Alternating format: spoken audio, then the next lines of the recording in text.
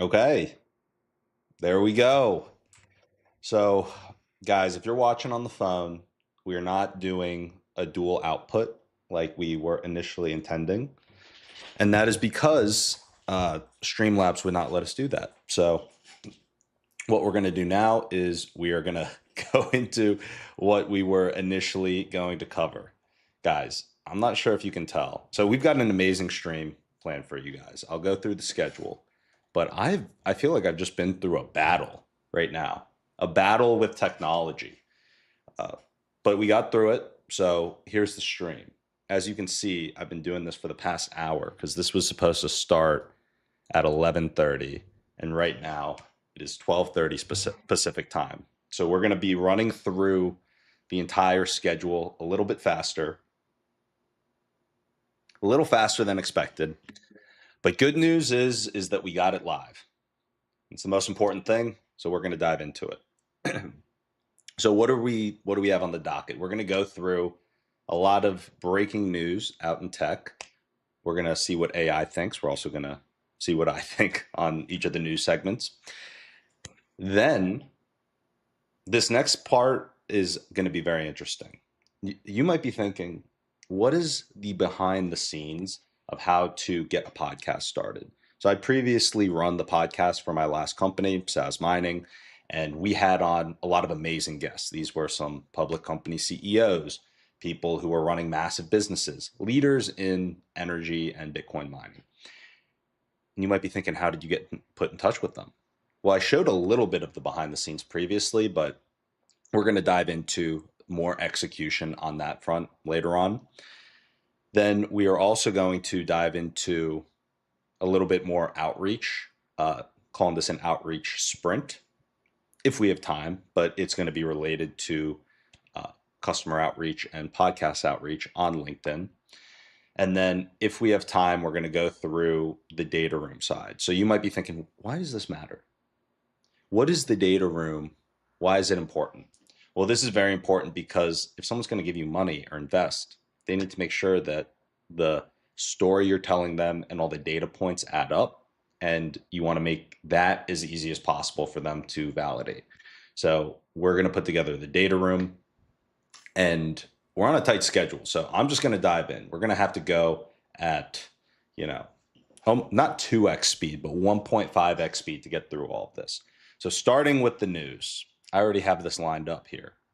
So starting with the news, let's see. Okay, here we go. Look at all this, guys. We got a lot to go through. All right, so the first one, we actually covered this in a previous stream, but the Salesforce layoffs, 4,000 people laid off. Uh, I'm not going to rehash some of my thoughts from a previous stream, but this is a big one.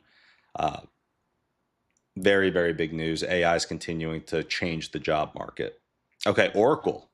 So this seems to be a theme amongst the big tech companies. They're cutting a lot of positions, a lot of staff. So what happened here with Oracle? I actually don't know. A lot of this news is fresh to me. I knew the Salesforce one because we'd done it on another stream, but Salesforce is different than Oracle. So what happened? So Oracle does layoffs across multiple regions, and they're making reductions alongside, simultaneously, they're making AI investments. So this isn't brand new. I only think that you're going to continue to see this happening. So where's the money going? It's going into AI. And a lot of these companies are thinking, how do we price? How do we assess the ROI? And many people, many companies are part of that decision making process where the companies are deciding, hey, we're going to put it into AI investments. Honestly, very scary if you think about the future of work, but it's the trend. It's happening. Okay, let's talk about India. India's deep tech surge. What is this? So while Silicon Valley is tightening the belts, India is aiming at about $5 billion a year going into deep tech. So what's happened? Well, recent reports said that over $5 billion in deep tech funding within India over the next 5 years. And then it names TDK Ventures and K Capital. To be honest, I've never heard of either of these companies, but it sounds like they've got a lot of money. What else happened in India or related to India? A new $1 billion US India Deep Tech Investment Alliance launched with cross border VCs and private equity. Okay. Normally, I'd want to dive a little deeper, but we're on a schedule here. So you can just know the headlines. If you want to look into it, feel free to dive in on your own outside of the stream. Okay, why it matters.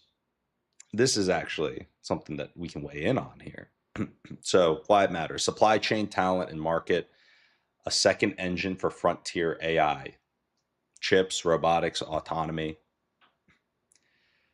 Those are all buzzwords, but at the end of the day, I think that you can follow the money and you can follow what's being built.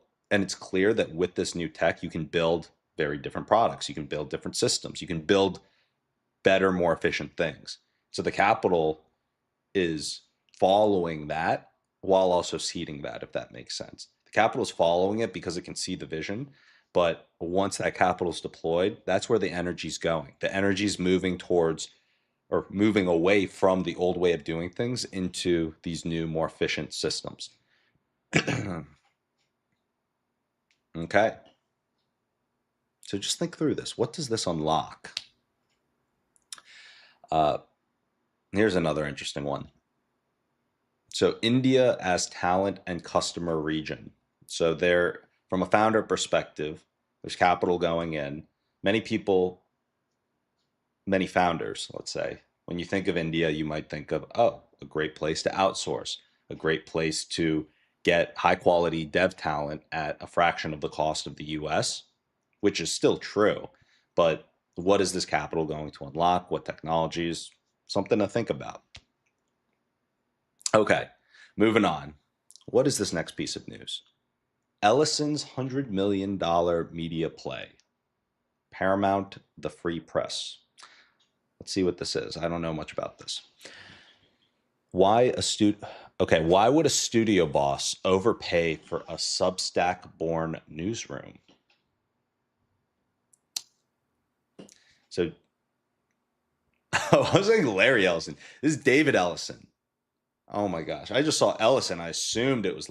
Okay. So we got to back up. This is not what I thought it was going to be. I'm wondering why I got this piece of news. But anyway, David Ellison is weighing a $100 million acquisition of the Free Press. Breaking Views frames it as an acqui-hire and distribution more than pure P&L. That makes sense. And also, this ties into this whole, how do you future-proof yourself in a world where AI is much more powerful? Well, I think that a lot of VCs are asking themselves this exact same question. A lot of founders, everyone who's dealing with this new technology is figuring out how do you stay ahead. And some of the, if you talk to VCs, someone at A16Z was talking about this the other day, distribution becomes more and more important as a moat. And I believe that over time, you're going to see a blending of founders becoming influencers and influencers becoming founders, because the barrier to actually building a company or for you to get a product to market, get an MVP done, that barrier has been collapsed by AI. And so here, what's the other route? You could become the influencer. You could buy the influence. So the pure P&L on the Free Press, it sounds like, is not necessarily going to justify a $100 million acquisition. But if you look at the distribution as the play, that could be worth far more than $100 million. Not to tie in X's acquisition of, or Elon Musk's acquisition of X, but if you look at that from a pure P&L standpoint, maybe that didn't make sense. Maybe it seemed like he overpaid at the time. Now, fast forward a few years, the playbook is a lot more obvious. At the time, I was talking about, because a lot of people, I don't know, I don't normally try to form my own opinions and look at what's actually happening. in the news and then make my own decisions based off that. But I just remember there were people really attacking the business decision. And I said, look, whether you love him or hate him, the guy clearly understands how to build businesses and grow them and scale them. And he's not a dumb businessman. A lot of people were saying that it was a stupid business decision. Fast forward a couple years, no brainer. I mean, you look at the power of the platform of X, the microphone. Imagine if he has got such a big audience there. Imagine if you get deplatformed on X, and then the data side of things. It makes and unlocks so many possibilities with XAI. And then he ended up going, and now XAI is valued at far more than X alone. And he set up the holding company, all this other stuff, but it's all part of the play that's being made. So here, maybe this is David Ellison's play on this, but I definitely can see the strategy in not paying purely for the P&L, but how to get that distribution. Okay. Well, we're going to move on to the next clip. All right. IFA Berlin 2025. AI everywhere consumer side. So the smart era is over. Everything is becoming agentic. So IFA rolled out AI heavy devices. Lenovo Concepts, Hue Bridge Pro, stair climbing RoboVacs, AI mops, AI voice led lighting, sodium ion powered power stations. Okay. I I assumed that these things were coming. I had no idea that any of this stuff was being rolled out. This is interesting. This is news. All right, why it matters. The consumer baseline resets expectations. Users will expect agents in B2B tools too. This is actually really interesting. Just to, if you think about, do a thought experiment. Imagine, well, first, if you've played around with these agentic browsers, it's been very interesting to see the progression.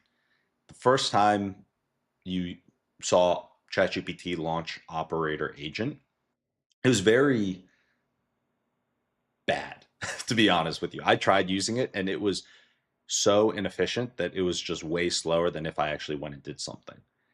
Fast forward to the agentic browsers of today, you look at agent mode with ChatGPT, way better than the first Operator Agent.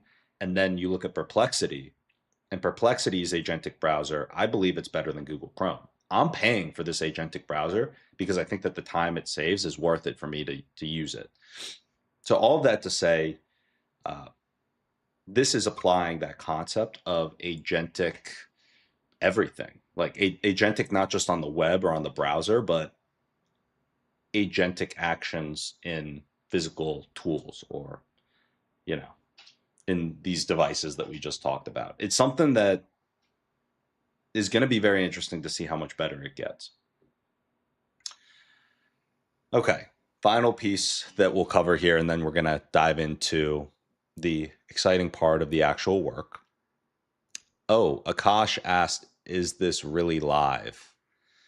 Guys, I'm not sure if you can tell before I cover this last piece of news. We are streaming to multiple platforms here, and I'm kind of trying to do this on my own. We've got an editing and production team, but if you interact live, I am open to feedback. We listen to feedback here. It's like that founder mentality of you got to pivot quickly, iterate, listen to feedback, speak with your customers. In this case, we want to make sure that this is as valuable as possible. So yeah, the current format, we start with the news and then we dive into some of the working blocks that we want to go through for the day. So that's the format. That's what we're doing. Okay. Number 6, the bonus breakdown. GPUs won't be the only winners. Custom AI chips are exploding. Fascinating stuff. GPUs won't be the only winners. AI chips are exploding. If you look at NVIDIA, many people don't know this actually. NVIDIA first started as a gaming. They were focused on video games, making chips for video games. There was a point in time, I forget the date, when they saw that the parallel processing capabilities in these chips were extremely useful for AI researchers, especially in uh, in advancing the capabilities of the models. And they made a very early decision to pivot away and focus a lot of energy and resources on AI. And clearly, best decision, one of the best decisions ever made from a business perspective. But if you look at so this is where it gets really interesting.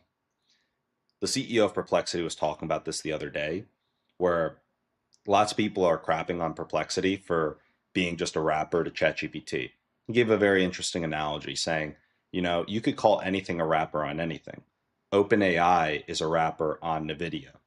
Netflix is a wrapper on Azure. So all of these things are wrappers. The big question is, what's the baseline value that comes from it? When you look at NVIDIA, it's basically like the backbone. These GPUs, compute, are the backbone of AI models. It's the backbone of everything AI. And what they're essentially doing is they have these chips that are needed to be able to run these models and do it efficiently and make them better and better and better. And you continue to see over time the capabilities of these graphics cards skyrocket.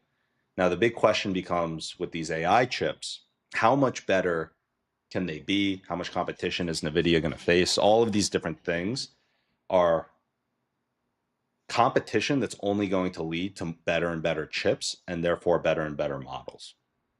So going back to here, let's read the news. What happened? Broadcom shares pop on the news of about $10 billion of AI chips orders tied to OpenAI. So OpenAI basically putting in like $10 billion into AI chips. Analysts argue that AI compute market can hit 2 trillion by 2030, leaving room for multiple winners. I want to look at something that I think is very interesting right now. We're going to look at this. We're going to do this live.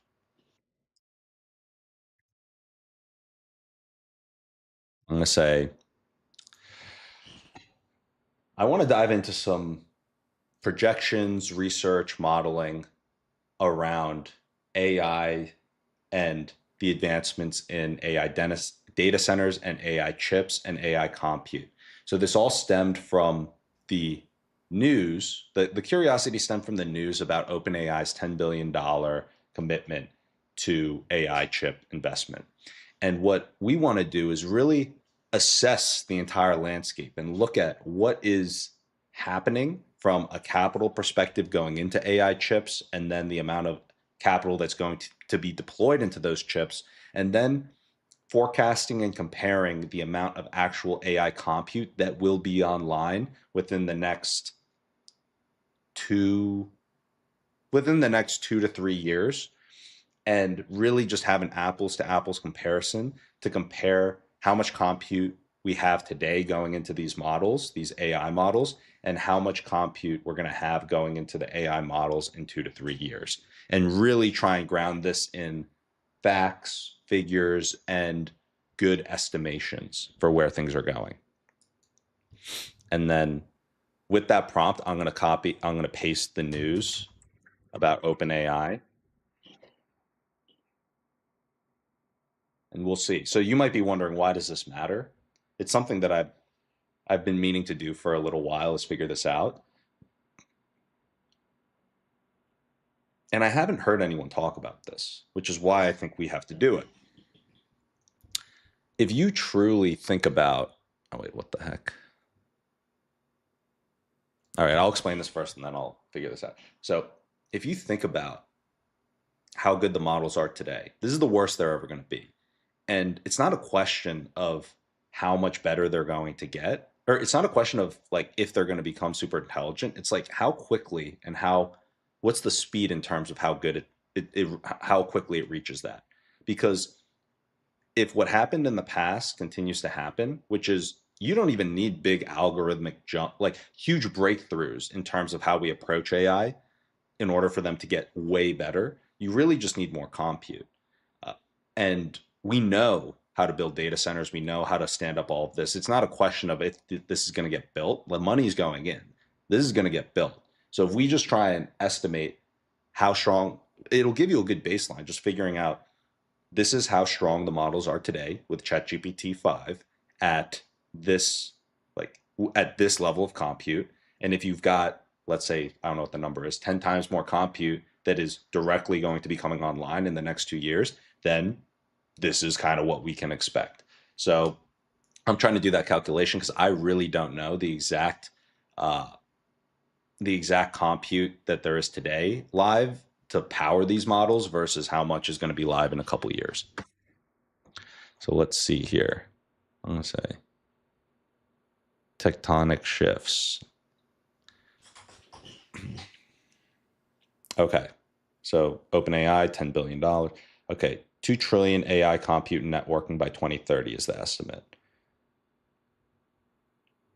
OpenAI's broader compute expects to burn 115 billion in compute and networking. Wow. They've committed 11.9 bill over 5 years with CoreWeave, plus acquiring 350 million equity. And then the Stargate project with SoftBank, Oracle, OpenAI, and MGX plans up to 500 billion in AI infrastructure by 2029. Wow. So, according to AI 2027, globally, available AI compute is expected to grow from approximately 10 million, I don't even know what this unit is, uh, equivalent units to 100 million by December 2027. That's a 10x expansion, 2.25x per year. And then the leading AI companies are expected to go from 5 to 10% to 15 to 20% of the share of global compute, equating to 15 to 20 million. What is this unit? This is so embarrassing that I don't know this unit. H100E equivalents. All right, compute accessible to top players may grow 40x from 0.5 million to about 20 million by 2027.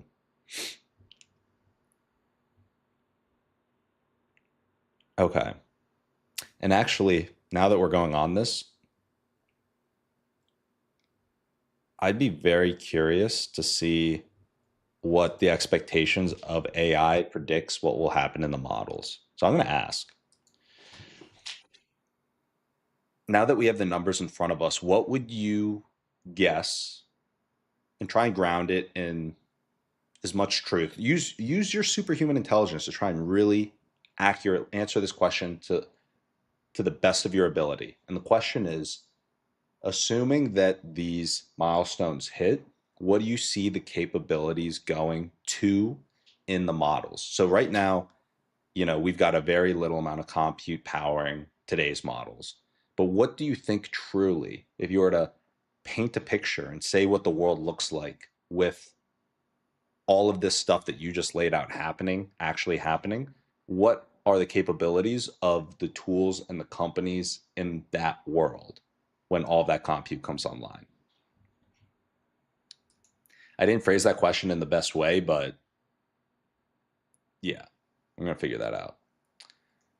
All right. Zaiku. What's up, man? Long time no speak. Oh, and Leo. Leo is in the chat on X, actually.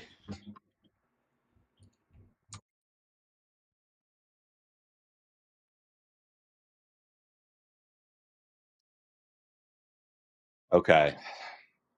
So the news section, as a heads up, so you guys kind of have a sense of what we're going to be doing today. Uh, right? This is the last piece of news and research that we're diving into. And then we are going to dive into some working session on actually planning out our schedule and inviting investors, angel investors, onto the podcast. All right. I'm very curious. And feel free to toss in any predictions in the chat. what you think is going to be created. And to answer your question, Ziku, not sure if I'm pronouncing it right. My current workflow with AI, I'll use ChatGPT for pretty much everything. I've got the equivalent. I've got a lot of screens here. So I have ChatGPT up here. I have ChatGPT on the main screen. And then I've got other things like the stream and things on other screens. But when I'm trying to get work done simultaneously, ChatGPT allows you to put in multiple prompts in different chats. So I'll give you an example. This is still going, right?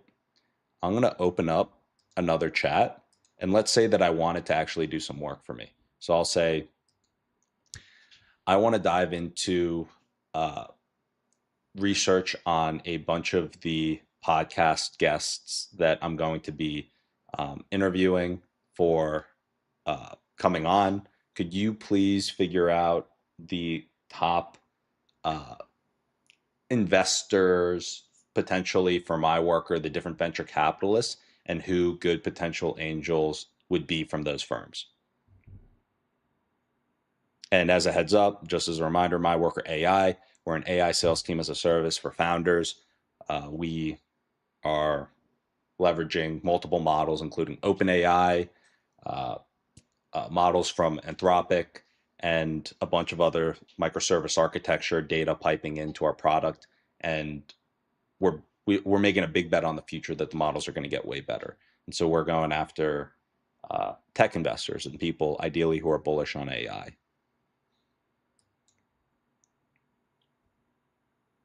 So I gave it a pretty complex prompt here. What you can do, Ziku, I'm just showing you it live. You can put agent mode on here, and then this tool will go to work. So it's going to set up the desktop, and then it's going to go and do a lot of work to try and figure this out. And then I'll just say, it might ask a follow-up question, and then it'll go, I'll aim to find investors aligned specific regions. I'm agnostic on regions. I'd be able to meet up with investors if they're based in LA or somewhere in the US. So maybe that takes priority. But in reality, we just want to bring on top investors that would potentially be interested in investing in my worker. With that said, we're going to be interviewing them not from the investment point of view, but on the podcast. And so Ziku, what we do here is we submit this, and then it will go to work. And you can do this in multiple chats. So if you're really, like right now we're streaming, we're going one by one, but if let's say that you're going into the zone and you know you've got a to-do list of a bunch of things that you need to get done, just create the assignments or prompts for your chats and then just toss them all out. And then this is going to take like 30, 45 minutes to do. But when that's going on, you can do these other things. Like this was the prompt that we put in previously to understand what happens in the world with AI, which we're going to finish up here. And then we're going to dive into the podcast stuff. So I guess I got a little ahead of myself to show you how that worked, but yeah. Okay. So I am so curious. As a quick refresher, it's like, what is the world truly going to look like in 2027? What's the AI's best guess? And most importantly, what is the AI going to be able to do at that point in time when you have all that compute come online? That is what we're going to figure out right here. So if the 10 billion custom silicon push and the broader AI infrastructure ramp up really hit on time, sorry. Here's what the world looks like by 2027, grounded in today's trajectories and what the hardware roadmap actually makes possible. Okay, latency collapses. Agents go real time by default. So the Blackwell class systems, those are the current compute chips, and successors deliver big per chip speedups plus denser NL link fabrics and HBM bandwidth. OpenAI's real-time stack keeps maturing for full duplex voice plus tool use. So a lot of those things that I told you about the first versions that were limited with operator or Perplexity's AI agent browser. It looks like that's going to get way better. I feel like this is pretty obvious, but let's see what it unlocks. Let's see what it unlocks. Voice agents that answer, look up, fill forms, and call tools without noticeable waits. Multi-step workflows happen in a flowing conversation. OpenAI's latest real-time model already shows large gains on instruction following and function calling. So this trend continues. So basically all the limitations that we're kind of stuck with the current tools, those looks like get removed. Okay, cost per operation falls hard. Order of magnitude over the horizon. So the costs continue to collapse, which is great. New silicon generations emphasize inference through NVIDIA throughput. NVIDIA touts up to about 30x inference improvements generation over generation at the architecture level. I did not know that. That's very interesting. Plus domain-specific ASICs. Just so you guys know, ASICs are application-specific integrated circuits. Very common, and that's what you're using to mine Bitcoin. So when you hear about these Bitcoin miners, data centers, ASICs are basically like specific chips, domain-specific chips for compute. Near-term API pricing already dropped. 4.0 was 50% cheaper. Okay. So what is the cost per operation fall and unlock? You can price agents on outcomes, tickets resolved, qualified meetings booked, with healthy margins and still undercut human-only ops. Yeah. And this is where it gets kind of crazy when you think about the future of work. When these models become so much better, the capabilities of the tools jump dramatically. And if the capabilities of your tools are jumping that dramatically, then what is the incentive really? I feel like what is the incentive to maintain a massive, 100,000 person workforce if the AI is better? And I think that this actually is a very important question that we need to have as a society in terms of how the geopolitical structures and everything else adjust and account for this. But with that said, uh, the barrier to entry to doing things is going to collapse. Going to collapse. Like you as an individual, if there's something you're passionate or want to do, the tools at your disposal are going to be as if you just got venture funding, maybe even better, arguably. Like let's say you have an assistant, it'll take some back and forth. This answers it instantly. It's crazy. Like you really are going to have the capabilities to do so much. Already today you do, but it's wild. Yeah. Okay. What happens next? Context becomes whole project scale. This is fascinating. So you might wonder, okay, what does this mean? Well, think about context windows. If you think about the very, very early AI models, like you think back to, it's not even that long ago, but ChatGPT 3 or 3.5, you couldn't give these massive mega prompts compared to what you can do today. Like there are certain times, our editing team does this, where they take the YouTube video and it spits out an entire transcript, and then it takes that transcript and tosses that entire transcript into ChatGPT. It's a long context window. You couldn't have done that in the early days. What this is talking about becomes your context becomes whole project scale. So 1 million token windows are here, 1.5, Claude Sonnet 4, and will normalize. HBM roadmaps expand memory and bandwidth per accelerator node. So what this unlocks, like that's really what we care about here. So models consume entire deal rooms, months of email threads, code bases, or CRM histories in a single shot and reason across them, which is crazy. Absolutely crazy. I mean, the context window today is massive compared to, the earlier days. But imagine being able to single shot prompt and context, that level of information. It's unbelievable. Okay, training jumps. Reasoning jumps with better tool use. So training compute has historically risen about 4 to 5 times a year. Clusters like NVL72 are explicitly marketed for trillion parameter training and real-time inference. Compute optimal training, chinchilla style practices are now standard. So extra compute translates into real accuracy and robustness instead of just bigger params. Okay. That is some new information to me. I didn't realize that training compute was rising 4 to 5x a year. Uh, what does this unlock, though? That's the question. Models that can plan and execute long branching tool chains reliably, think 20 to 50 steps with fewer dead ends, maintain task state over days, and self debugging when tools fail. Yeah. So this is like a huge unlock in terms of what I mean, we've all experienced this type of a thing where uh,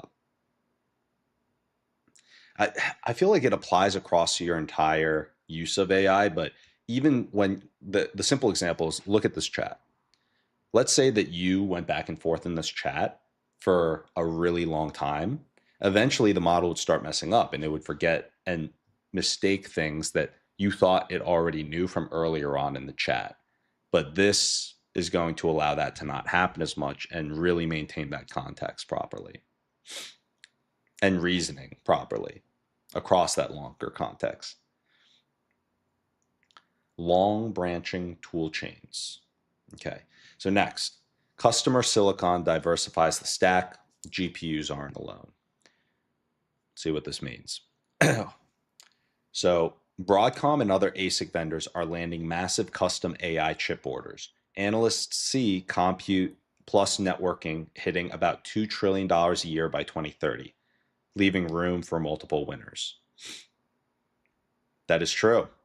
Uh, you can have multiple winners when you've got about $2 trillion a year as the market. All right, what does this unlock? Specialized accelerators for token generation, retrieval, routing, and speech, further shaving dollars per ops and tightening SLAs for specific workloads, sales agents, voice IVRs, fraud, triage. Okay. So custom silicon diversifies the stacks. That's going to be very interesting. I actually had not thought of this. There are going to be some massive companies created in this. So to put this into perspective, because it's a $2 trillion market, I'm going to tie this to my experience in Bitcoin mining. Guys, if someone goes and does this idea, they're going to make a lot of money. I mean, you could make a ton of money with this idea that I'm about to lay out. I'm not doing it because building my work or AI, but this could be massive.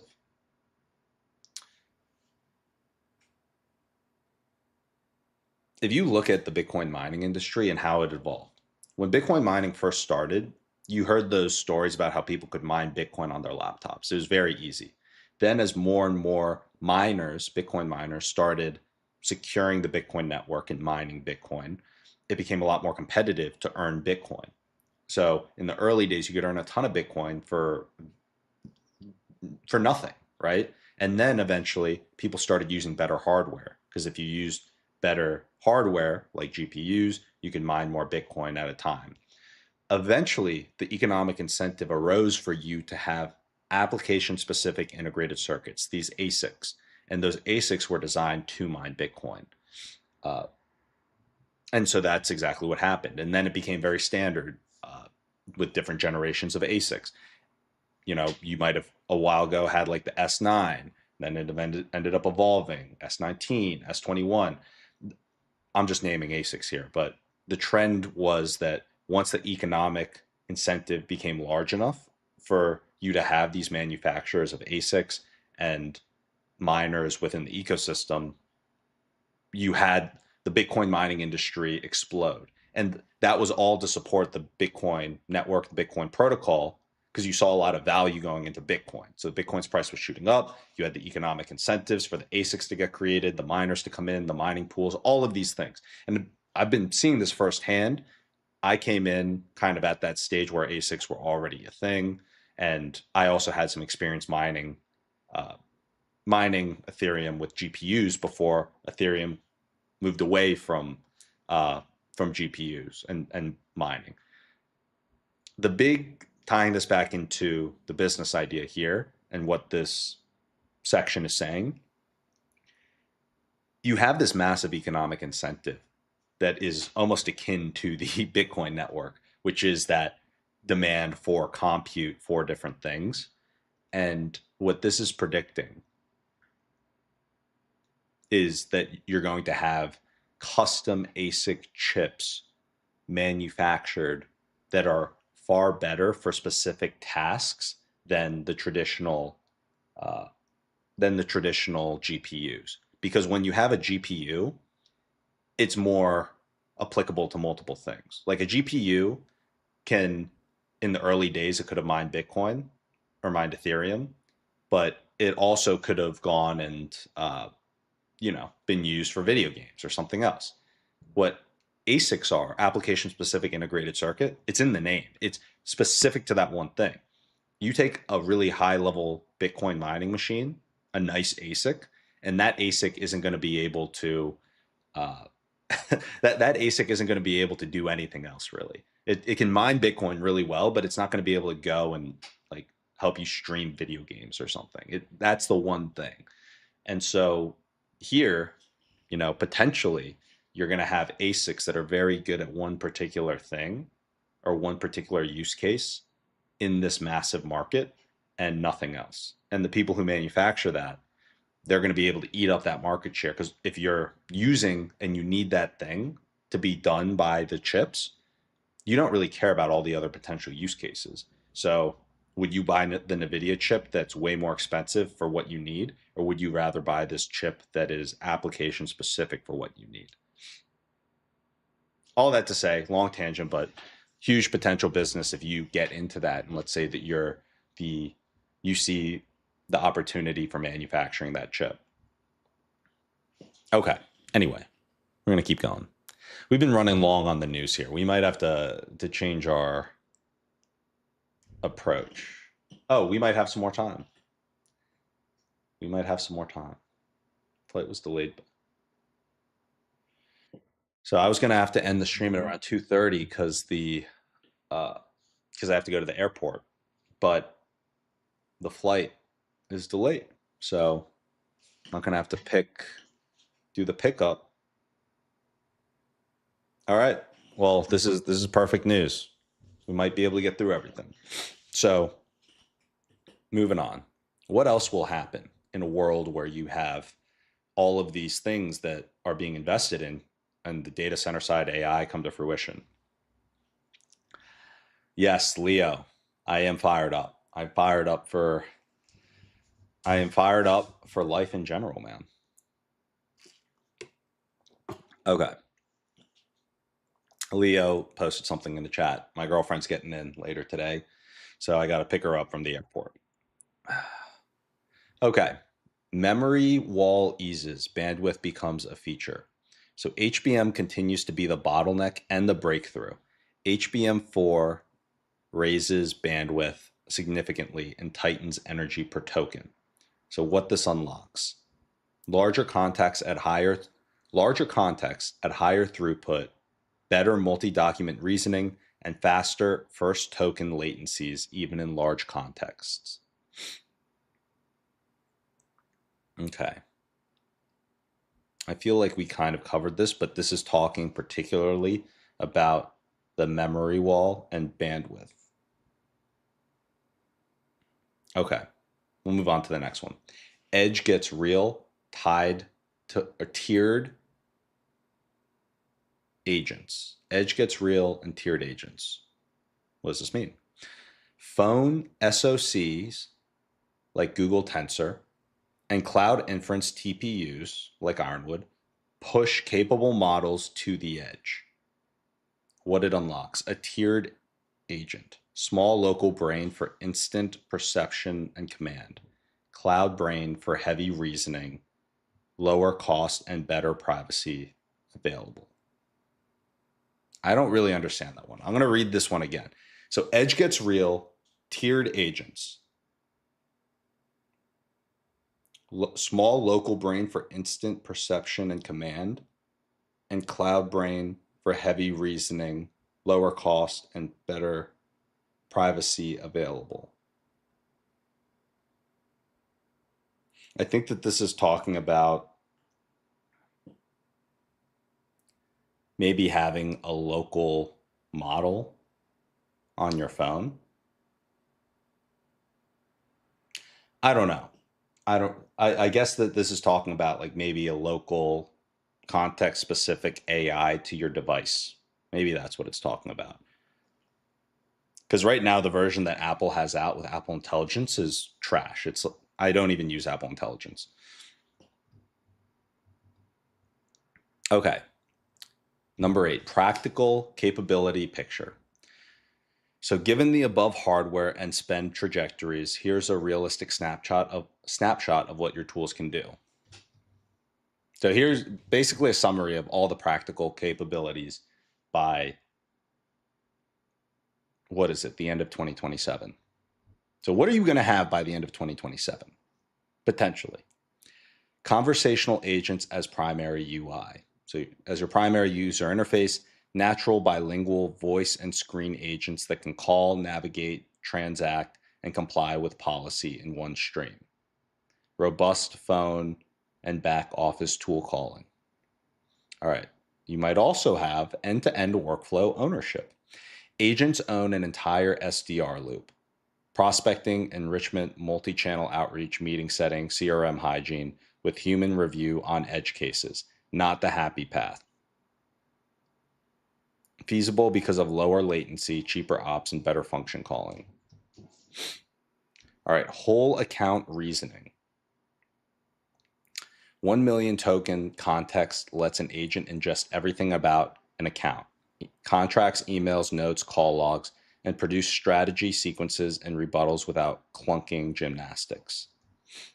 Persistent memory and planning. Models sustain multi-day plans with calendar docs and pipeline and auto recover when a tool fails. Already measurable tool use gains today. Yeah. I mean, this is all stuff that, yeah. Mass personalization at near zero marginal cost. Faster model refresh cadence. Okay, what this means for you as the founder POV. And by the way, this is the recommendations from the model. We'll see what this says. Price on outcomes, model your 2026 to 2027 unit economics, assuming dramatically lower cost of ops. And move from per seat to per qualified meeting or per ticket resolved. Designed for long context. Architect prompts and flows that assume 1 million context tokens today and more tomorrow. Exploit tool calling reliability. Push more steps to automate to autonomous chains. Calendar, CRM, dialers, billing. Track tool call success rate as a core KPI. Interesting. Interesting. So this is, I was already thinking about the long context. The pricing on outcomes, that's actually a good idea. I hadn't thought about it too much, but that makes sense. Now, exploit tool calling reliability. Actually making that a KPI is an interesting thought.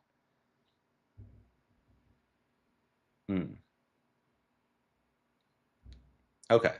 Anyway, plan a silicon-aware roadmap where latency is king, voice IVR, live sales assistant, target GPU clusters where throughput dollars rules.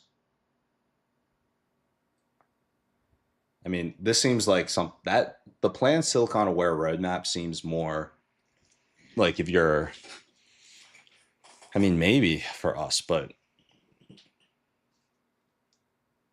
definitely for OpenAI and the others.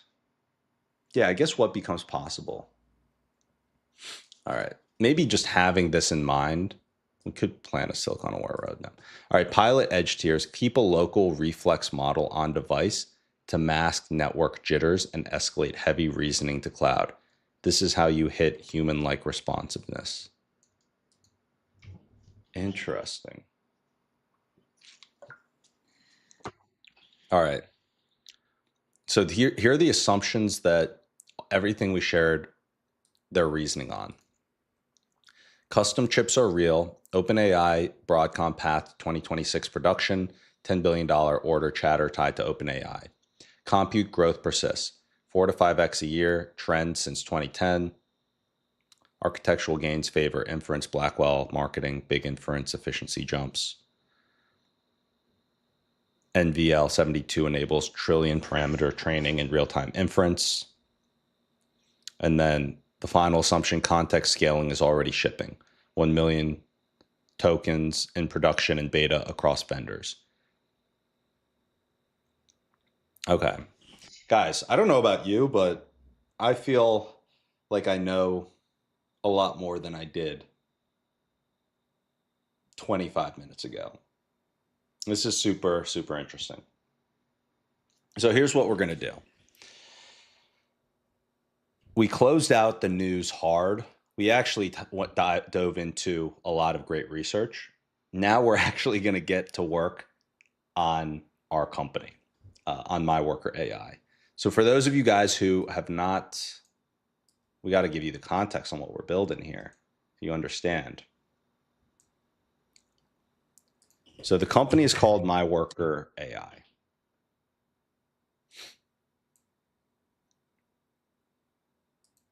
Put this here. It's called My Worker AI. Particularly if you're a founder, it's an AI sales team as a service subscription. So instead of you needing to go and learn 5 different sales tools and do all of this work, waste all your time trying to run reliable sales, you can get started in the onboarding's under 5 minutes. And this huge, long learning curve to actually get a reliable channel is no more. You're all set. So that's the product. And we're doing a couple of things. But one of the things that we're trying to do is just drive broader awareness. So that is in part related to what we're doing on the stream, clipping it up, distributing it across social platforms. But we're also taking customer calls live. We're doing all these different things live. We want to show you not just reporting on news, but real-time progress of what it's like building in the space and what the tools are capable of. So with that said, one of the things we're doing to help grow the stream and grow the awareness and also grow our balance sheet is actually tied to the podcast. So the big objectives right now are driving awareness to getting sales, as well as raising capital. The other day we completed the deck on stream, and I'm about to go and hit up investors to go and raise this capital.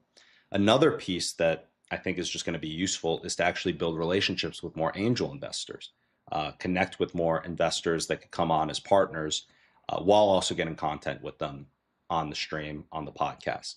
And so we've got, I think, about 5 angel investors that we need to get back to that are waiting on information on scheduling. We've got a couple of sponsors that we need to get back to who are interested in throwing us money and putting on events in person, as well as in-person events, as well as sponsoring the stream. And then we need to finish the data room, which is the final piece that when an investor comes in, they say, obviously, this is a great idea, Will, we want in. We need to be able to have the background information and detail in the data room. Now, a lot of these things I've done before.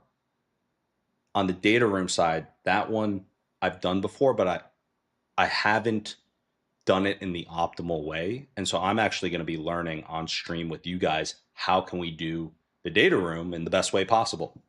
And so the 2 big objectives that we're going to try and get through on this stream before I got to head to the airport, 1 is planning out the podcast. 2 is communicating with the guests and getting them on. And then 3 is going through the data room. So that's what we got on the docket. I've been drinking a lot of coffee, so I'm going to run to the bathroom real quick. But when I get back, we're going to have a good time. This is going to be a great work session. And by the way, some people have shared that these previous work sessions, they've been amazed by how much you can get done so quickly with AI. And like, they look at it and they say, Will, how did you do this? This This would have taken a team an entire 2 weeks to do. And little did they know that we finished it in like 2 hours on stream. And so you guys are going to see how we get AI getting things done, doing work uh, for us in the most efficient way possible. Actually, tied to Ziku's question from earlier, I'm pulling up agent mode just to show you. So that prompt we put in earlier, it just finished. So it did a lot of this work here. So right before I go to the bathroom, I could even say, like, let's get it on another task here. So I'm going to say, that sounds amazing. We want to put together a dream target list of all of these people, and we want to run a sequence to them in Expandy. Expandy is the LinkedIn automation outreach tool, so we can create a campaign and populate that. But in order to populate it, we need the actual list. And so we could port in the list of profiles in whatever way you think would be best within Expandy. But I know that, if you have them all in a list uh, if you have all the people in a list in Sales Navigator, you can easily port that list from Sales Navigator into Expandy. But if based on all your research, everything that you're able to find on all these people, figure out the best way to get in touch with them. And we can run our sequence in LinkedIn and take it from there. Thank you so much.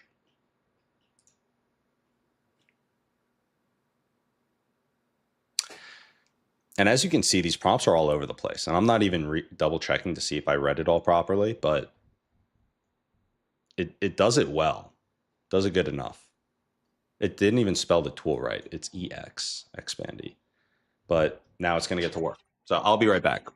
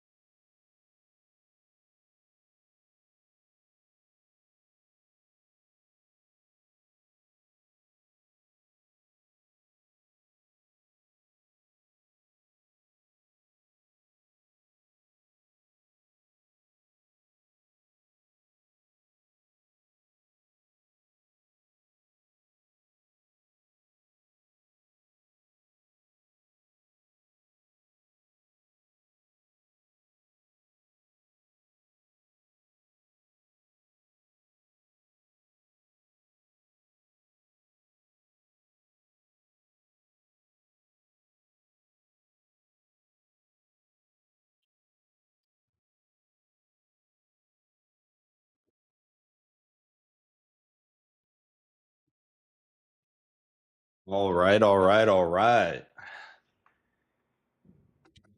Here we go. So I actually,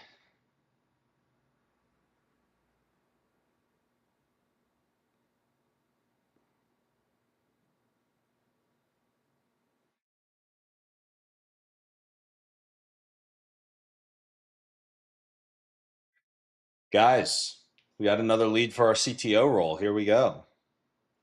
That's amazing, man. Thank you so much. Would love to be put in touch with him. Do you think we could do WhatsApp?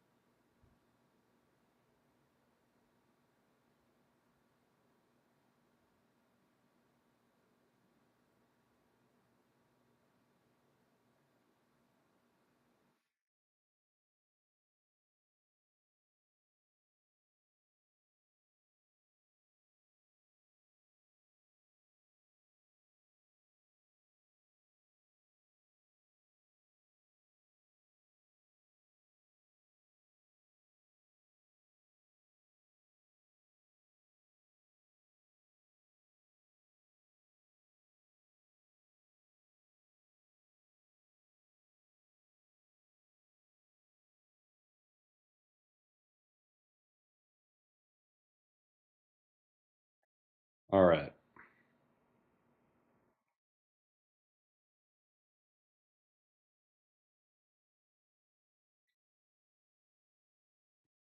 So yeah, there you go. Um, it the system just gets to work. It will go and find out whatever you need it to find out.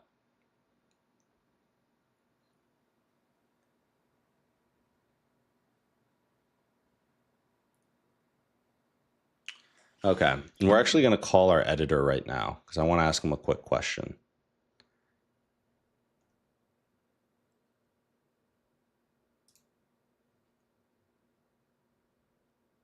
I'm going to send him.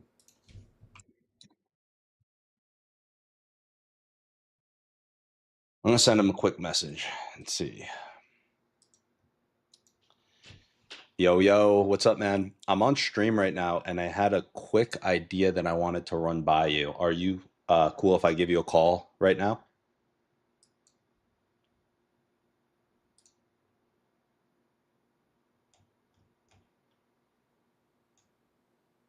All right, nice. So we're getting ready to call the editor. In the meantime, uh, I want to get something ready.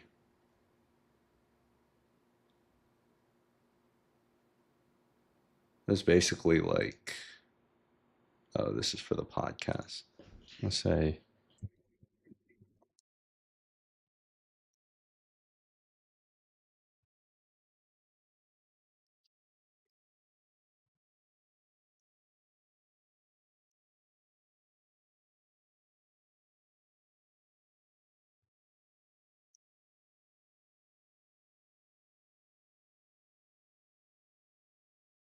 all right. So this was planning out the podcast before. So right now, just to take a step back without diving in right away. Um, oh, yo, Adrian, what's up, dude? All right, I'm about to break it down real quick. So we are going to focus on the following. We're going to plan out the exact flow of how we're going to schedule the podcast, how the conversations are going to go, and how we're going to maintain it all the way through the follow up afterwards. We started this in this chat previously, but now we have to go kind of from 0 to 1 of taking everything that's in the chat and in our heads about how the podcast is going to run over time and then actually operationalize it where we do the first episode and we get someone on and we get it all the way through. So this is going to be a little bit of a learning process. I used to do the podcast in the past, but it's going to take a little bit of time to, it's going to take a little bit for me to figure out the ideal flow now, but that's what we're going to do. So I'm legitimately just going to say, all right, so we're going back and forth with a couple of podcast guests. We're trying to go from 0 to 1 to get the podcast fully up and running and working. So, what would be the best next steps for us to take from a communication standpoint and from actually getting it all scheduled and ready to go on stream to make sure that they can show up to the right link? And also, do you think that we should have it where they join a Google link, or we should have them join in something like Riverside or something else, like a podcast software?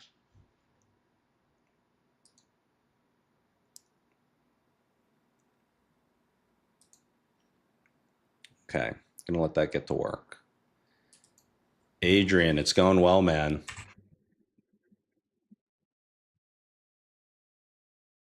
We've been busy. I got to get back to your Instagram message. That's my bad. There's so many messages that I need to get back to right now. Um, yeah. Well, right now live, you're going to see me get back to some investors.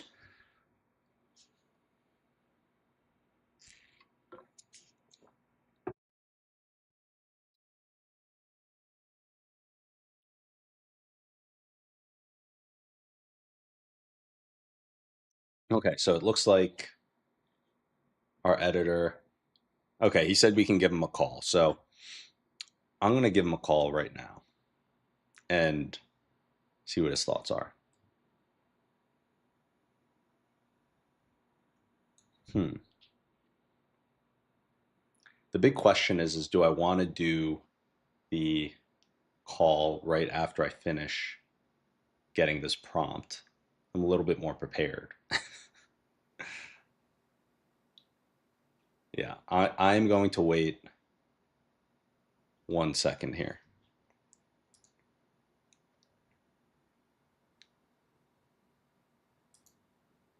Let's see.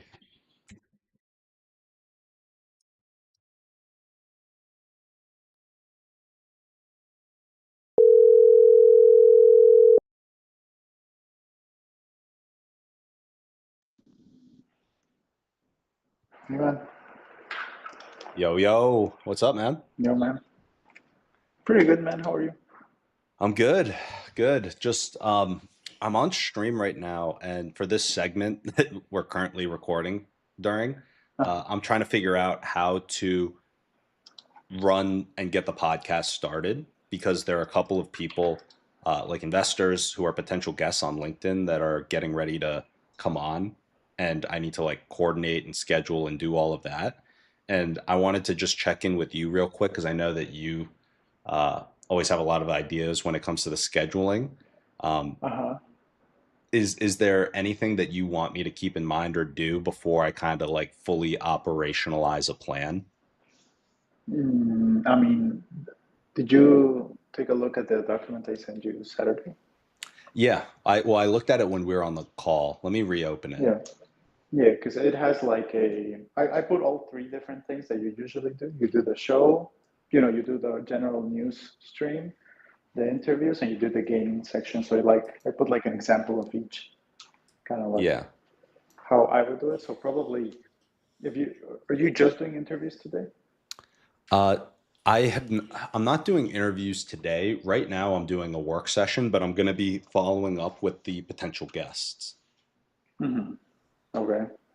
Yeah, is it you just like helping them with a business or?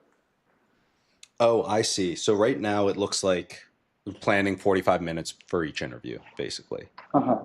Yeah. Okay. Okay. Sounds good. Yeah, that's in case you want to do like all three in a single stream. You Yeah, know? I see. How many people are you having on? Well, I think the game plan is going to be I'm going to try and bring on as many as possible after Uh-huh. I get it rolling. Uh, but I could see us doing like one a day once we're like fully up and running. You know what I mean? Oh, okay. Okay. Oh, I thought you wanted to have like four people today or something like that. Oh, no, no, no. Yeah. Oh, okay. But I think that like once it's fully up and running, one a day would be solid. If we could get more, that would be good. But at that point, it's going to be like quite a bit of coordination. You know what I mean? Mm-hmm. Yeah, yeah, yeah. So yeah, I'm guessing you're also doing like regular stream, and then you're gonna have them on, and you know. Yeah. Yeah. I'll basically be on stream and then I think I'm going to send them a link to like a podcast recording software where they just join and then we can record it live. Okay, perfect. Yeah, like let me open the document as well. It's helpful for if you want to like. I think I did it a bit uh, more specific on topic number one, but I guess it works same with the interview. If you go to the interview at 12:45, that's how I would arrange it. So make sure you know, like, you introduce him properly to the chat, and then have, I would say, probably like, I put two questions, two, A and B, and then four questions each.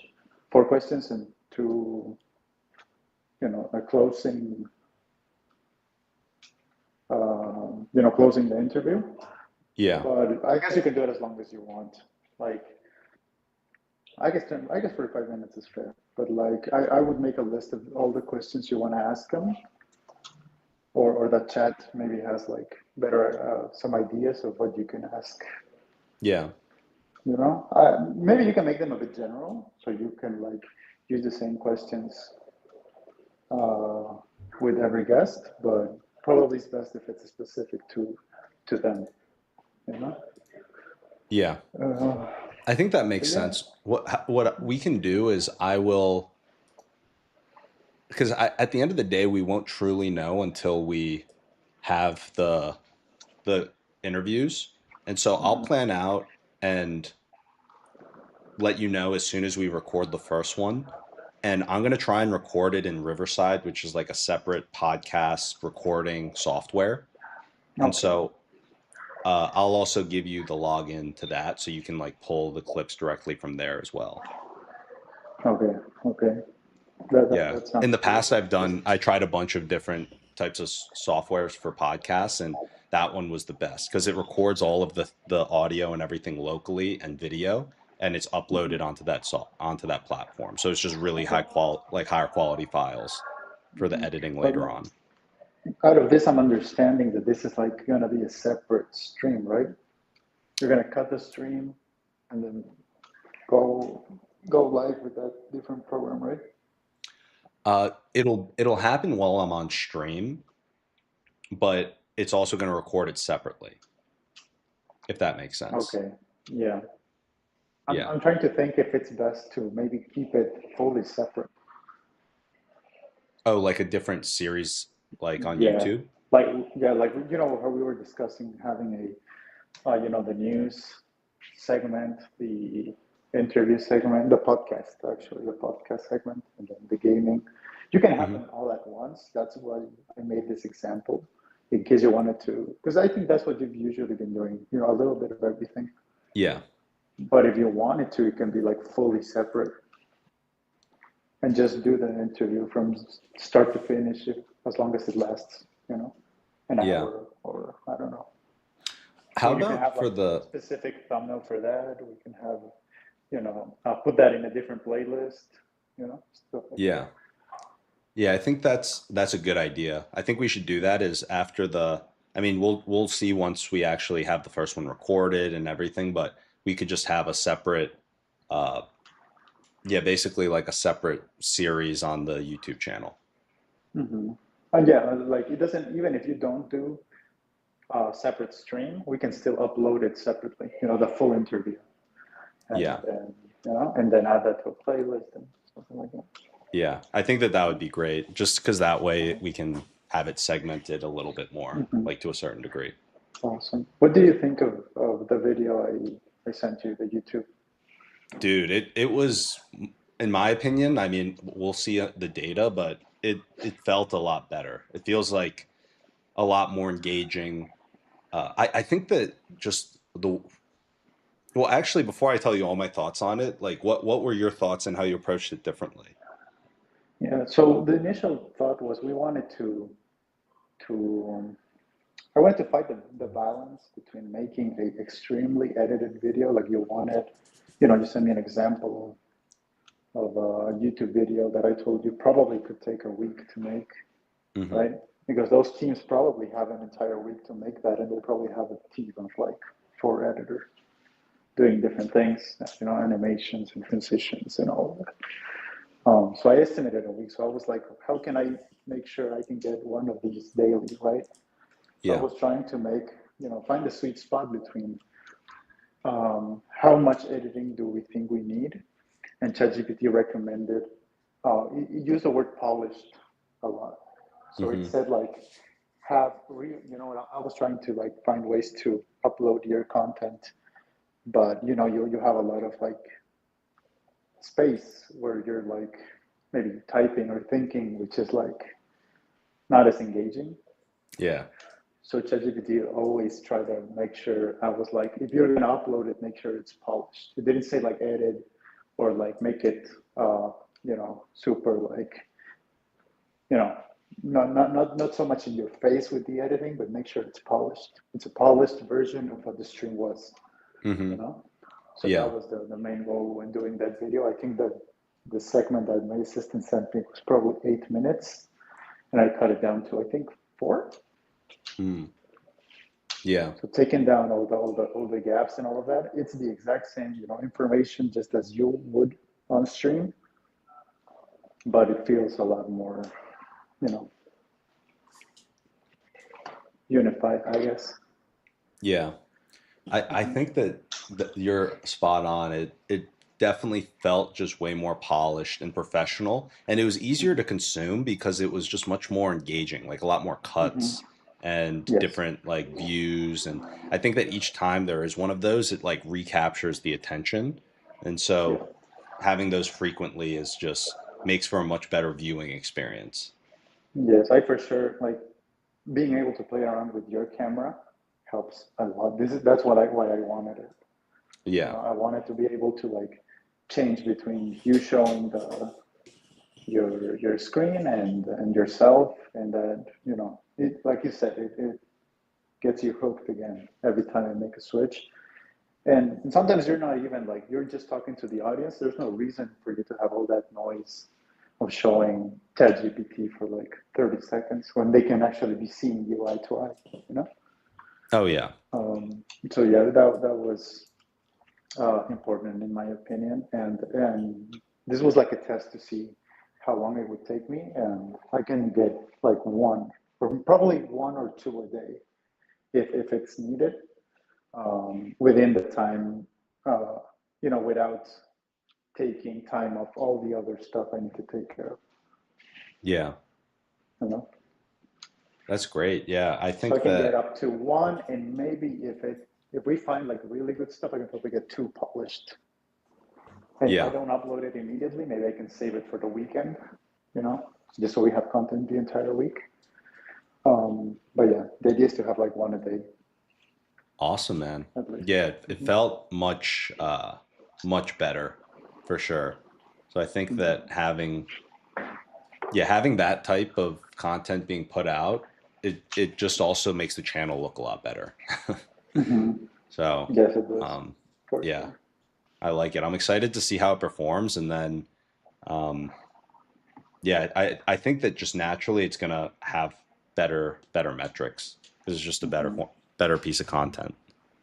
Mm-hmm. Yes, for sure. And I also like, just as I gave this video like a bit more time than usual, I also did that with the clips, but for some reason they aren't performing as well, even though they are longer and more, same like this. They're more engaging, in my opinion, more professional, more compact, but they aren't doing as well as the other ones for some reason. So yeah, I need to look into that. Because I Okay. sent you one, and then I uploaded the other one to trial. You can watch it on the trial reel. Yeah. Um, is the 2 recent ones on trial. Yeah. I'll check it So out. they're doing okay, but it's like I was hoping better numbers. Well, they're doing the same as the other streams, but only I just uploaded them like a couple hours ago, so probably it'll get better. Oh, okay.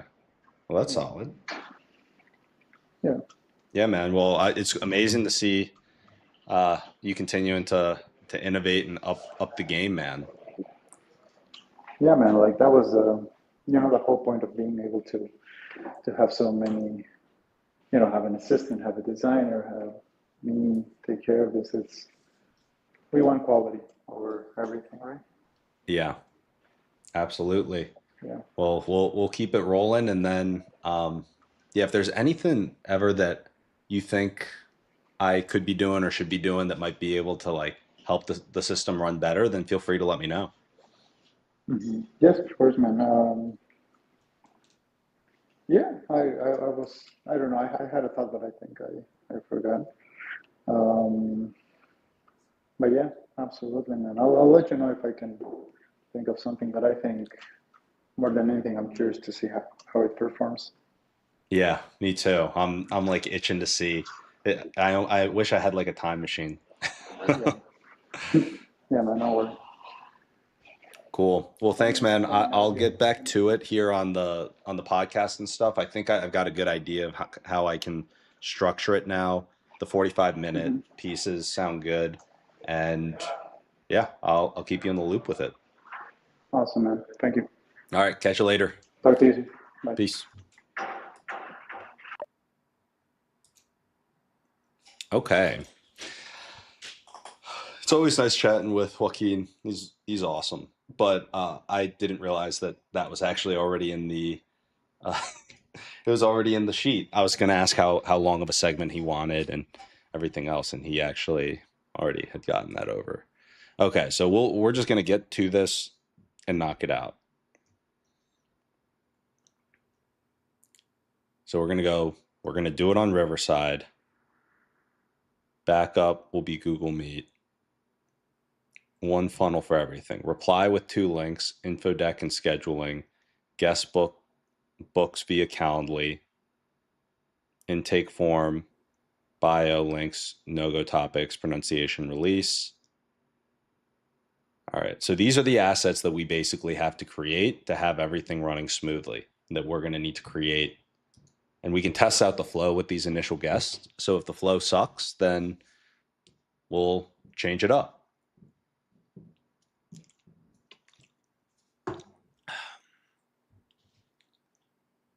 Okay.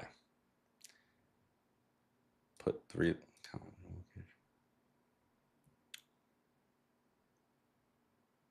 Okay. So we're going to change it from 20-minute to 45 minutes. Next step.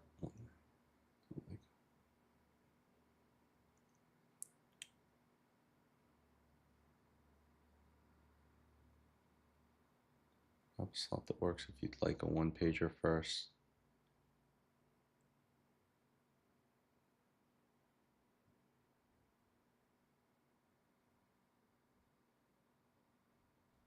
Okay, so we need to create all of these assets.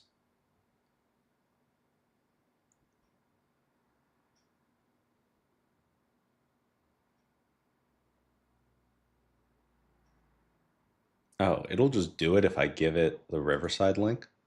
All right, we're going to test this out, guys. This is going to be an interesting experiment. So we're going to go and buy Riverside right now.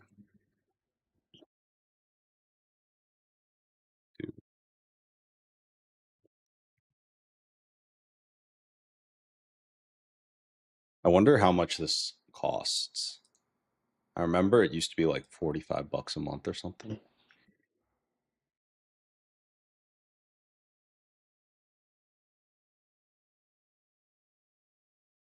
Let's see. Start for free. That sounds good to me.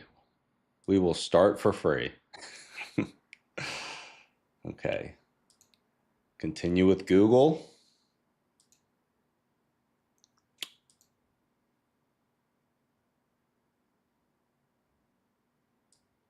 Okay. We're going through the onboarding here. We're gonna, oh wait, live stream. They have a live stream option. I'm gonna do podcast. Okay. Actually, I'll say I've recorded some content.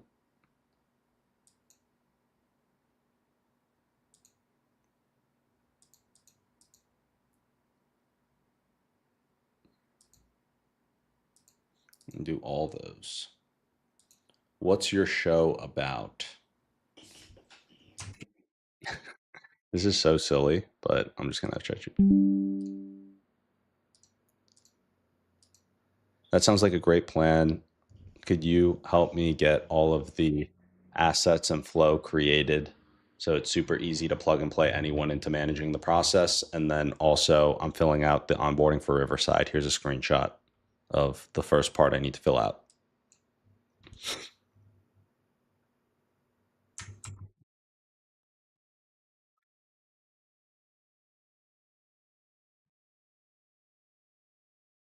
Ah, this is all coming back to me. The setup checklist for Riverside.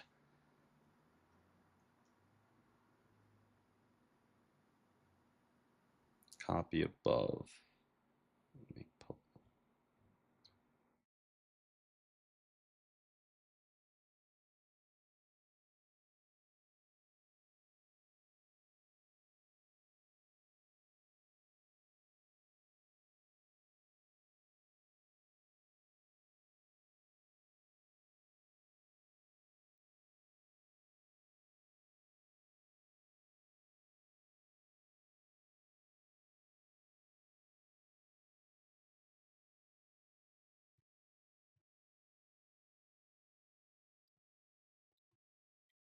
All right, so this is actually really great.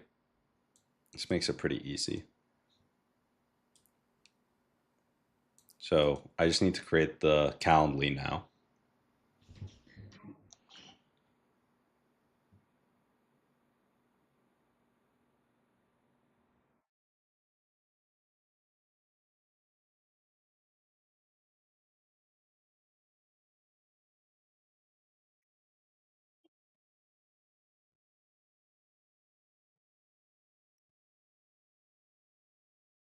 So we're going to start on Calendly while this is going on.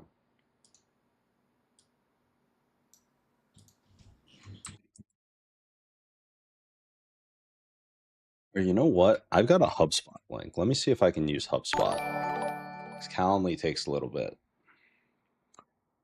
Toko Rock just subscribed. Thank you for subscribing, bro. Appreciate it.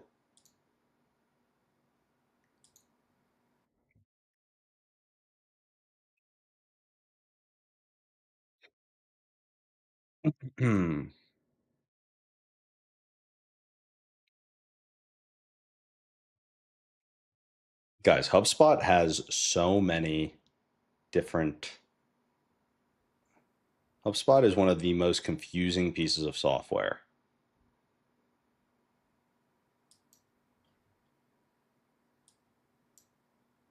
Okay. We are going to create a scheduling page. One-on-one. We will call this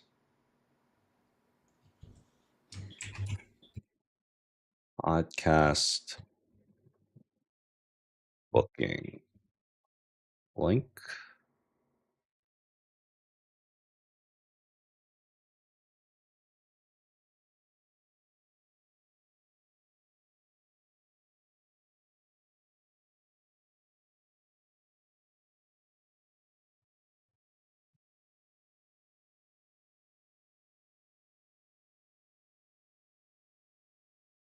We'll put in the video I wonder if they have a Riverside extension. Nope, they do not.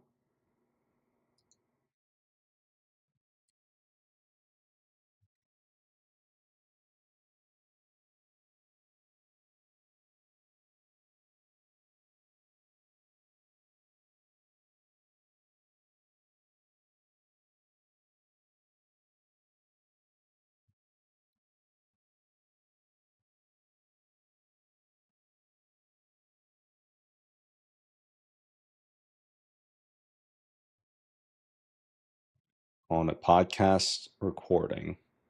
Ooh, this is actually important. We got to get the times. What time do we want to be recording this podcast daily? That is the real question. What time? Do we want to be really flexible? Do we want to be tight? I think we need to be tight on these things.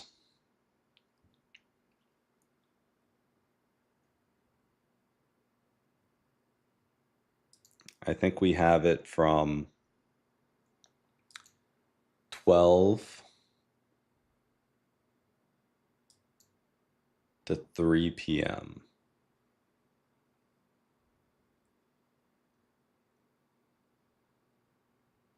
Actually, I'm going to pull up my calendar. This is a big decision, guys. It might not seem like a big decision, but how much availability do we want to give? We're going to have to keep this link updated too.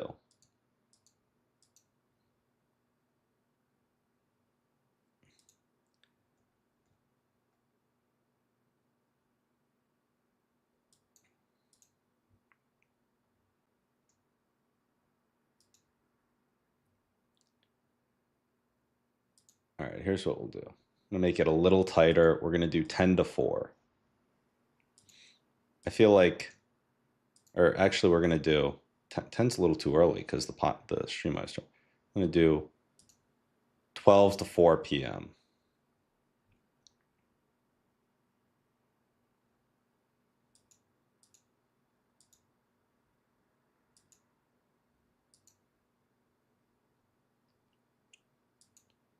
Twelve p.m. to 4 p.m.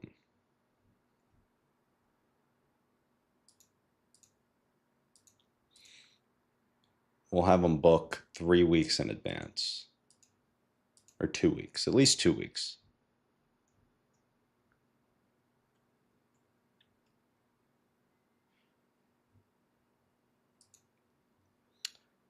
All right, ChatGPT is really taking its time with this task here. All right, so now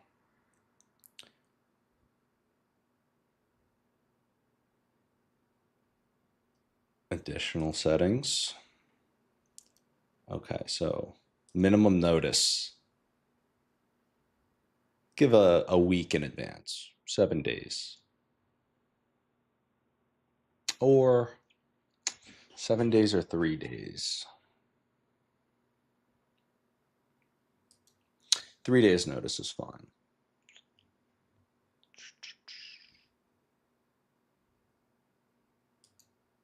Buffer time.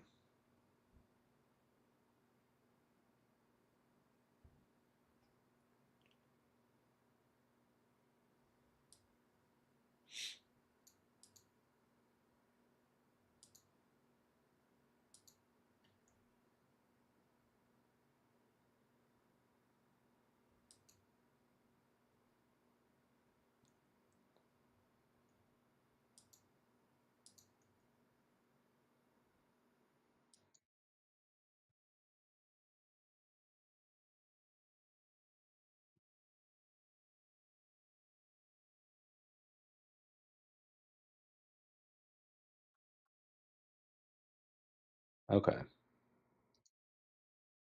Send a confirmation. Oh, we need a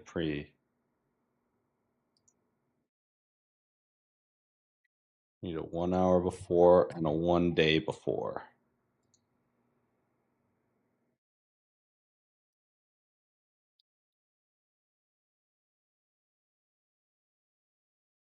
Okay, let's see what GPT 5. Oh, no wonder it took so long. We were using 5 Pro. I was wondering what was the holdup. Okay. Plug and play. Riverside onboarding.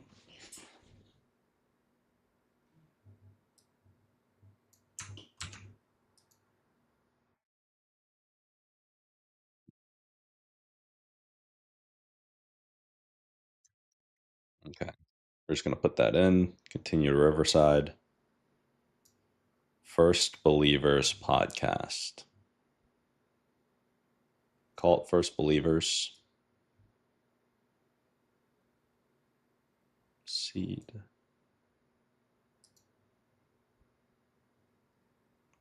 Where do you need most help? Prep, finding guests.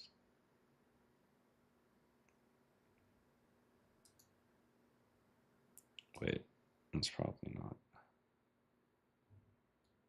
Probably finding guests.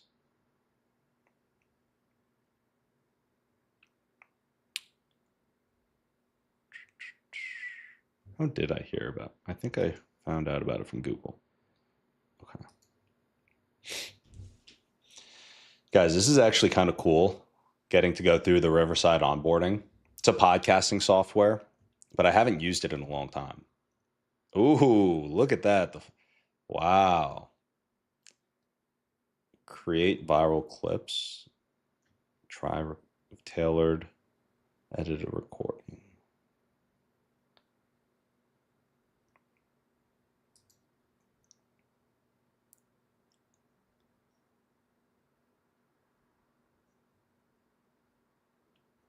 Okay, so you can record in up to 4K. Separate recording tracks, magic. Oh, very cool.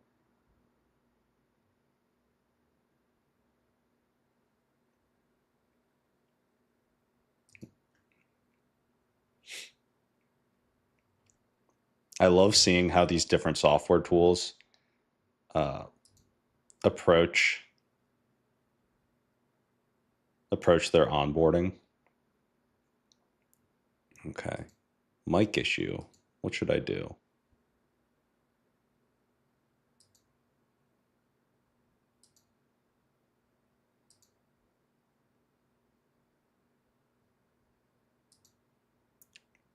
Okay, there we go. And now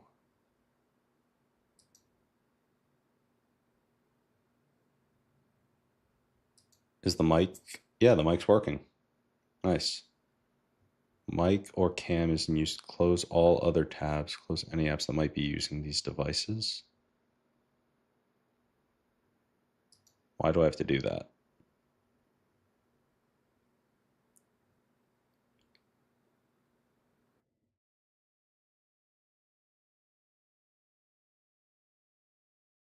Or recording track. Okay. Want to run a quick test? Let's do it. All right. We're testing.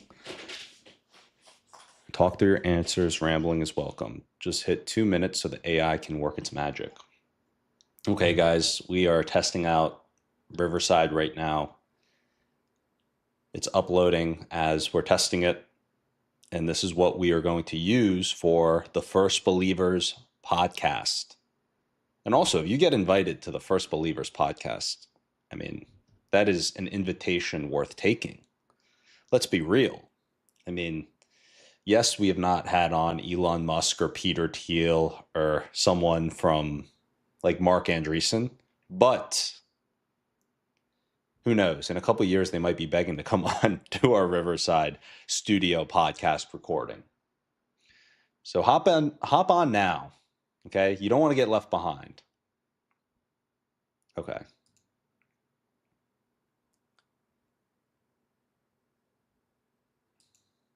Ooh, you can do. I wonder if this. Actually, never mind. All right, view recording. So right now, guys, if you're on the stream, we're testing out the workflow, making sure that this tool is the right one for us. I think it is. I used it a while ago, but it never hurts to run through and just double check. Because before I start sending stuff off to people and doing all this other stuff, I want to make sure that I understand the process. Can't be looking like an amateur when I'm communicating with these angel investors. Okay. So while this is processing, we're going to continue to go through this. So this is what's the show about? Okay, yeah. So we got to create the one pager. 3 to 5 edited clips.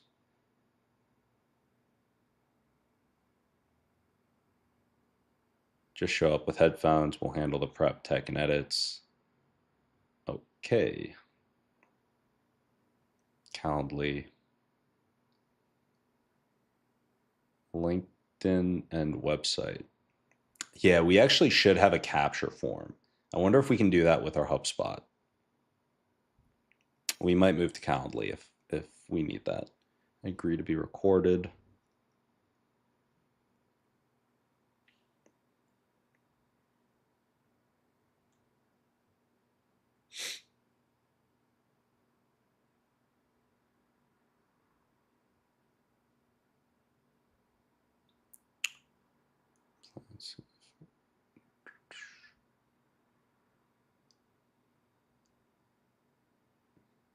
Okay.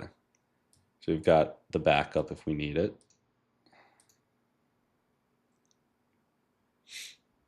All right, DM scripts. Oh, it's giving me an intro to say. Guess I could say an intro. All right, we're rolling. No-go topics. Okay, if you need a heavier.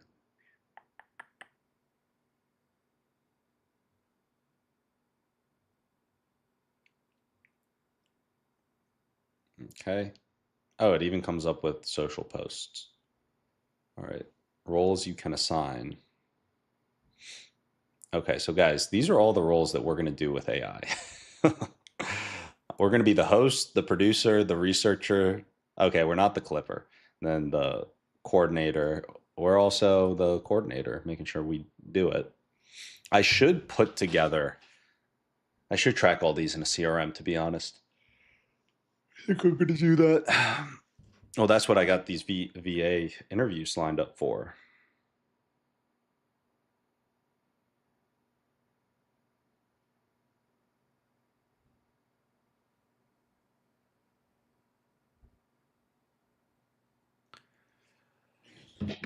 Okay. So VA monitors LinkedIn. If they reply with times, book manually, stage booking and intake. 10 minutes early. I guess to post episode.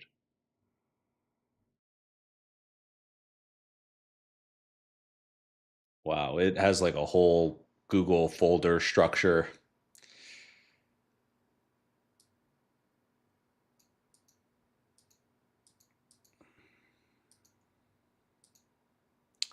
HubSpot properties.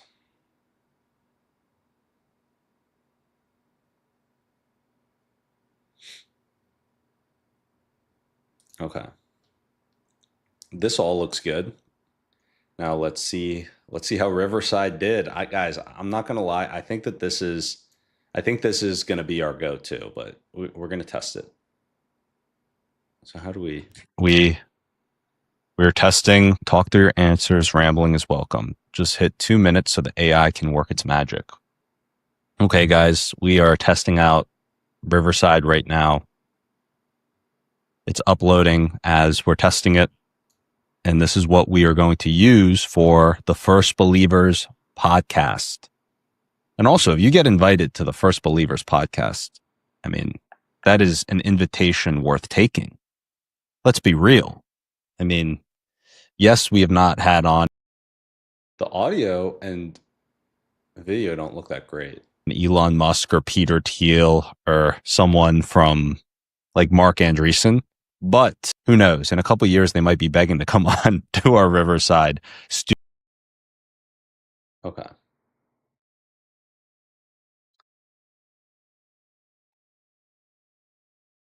Studio podcast recording. So hop on now. Okay. You don't want to get left behind. Honestly, the video looks kind of shitty. That's super upsetting. Why does it look so bad? I'm just so confused. Well, I guess. All right. We're going to have to. This is actually super upsetting. all changes.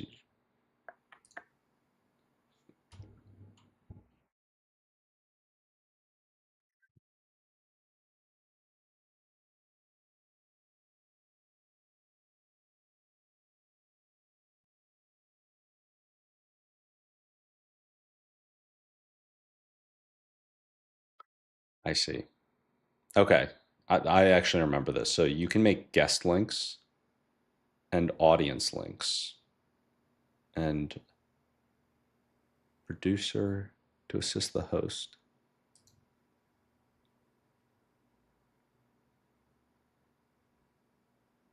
Hmm.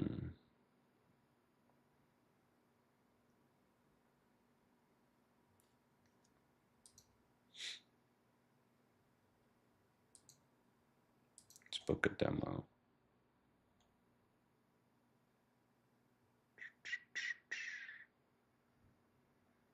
Podcast hosting.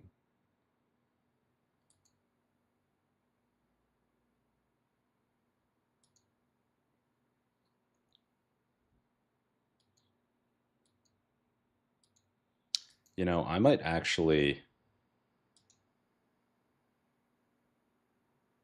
book a demo.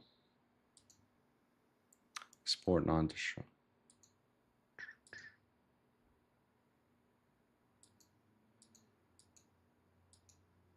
All right, what comes in the pro plan?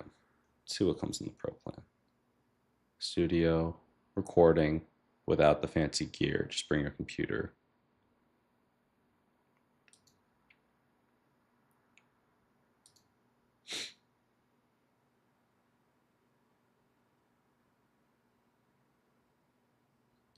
Create more content faster with simultaneous recording. Async recording that lets guests record their part anytime. And unlimited storage and exports. Control guest inputs and outputs. Or invite a producer to handle it without being recorded.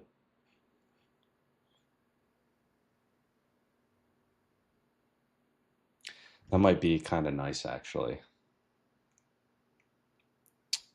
The producer feature. With multiple seats and unlimited production workspaces, where you define roles and permissions, and unlimited studios to keep projects organized.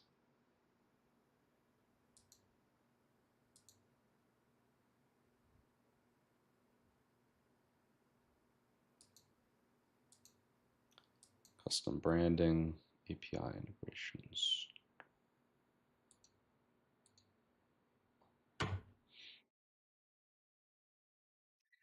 This is how they get you guys. They just have this one feature that we want, and unfortunately, it's not on here.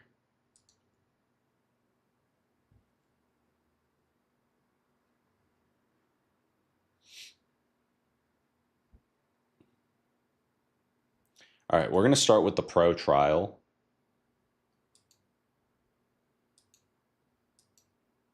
All right.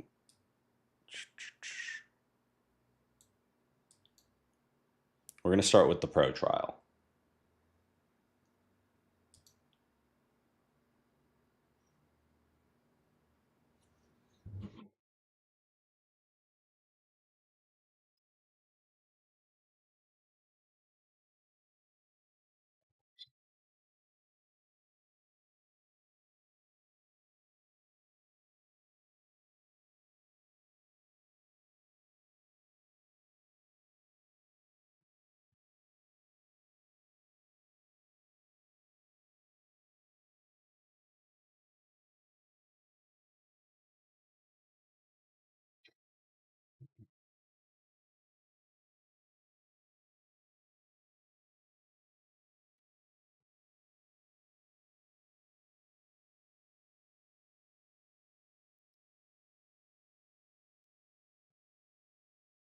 And we're also going to set up this automation page in the best way.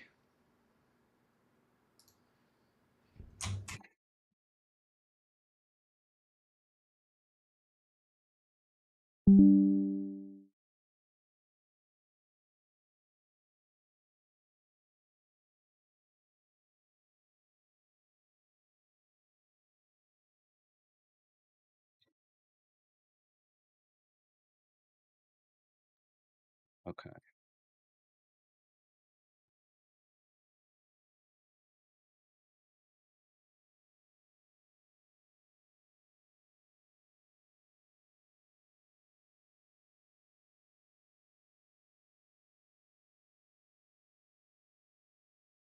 All right, guys, we're on the pro trial. We're going to turn this to a normal subscription after. They really make you feel good about getting on the pro trial here. All these celebrations, very celebratory.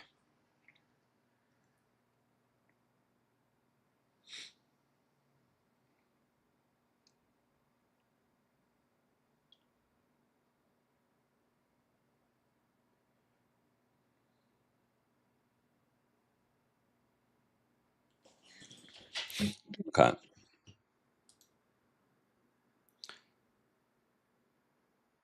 So we are just going to make sure we have this set up properly. Duration, we'll make it an hour. And then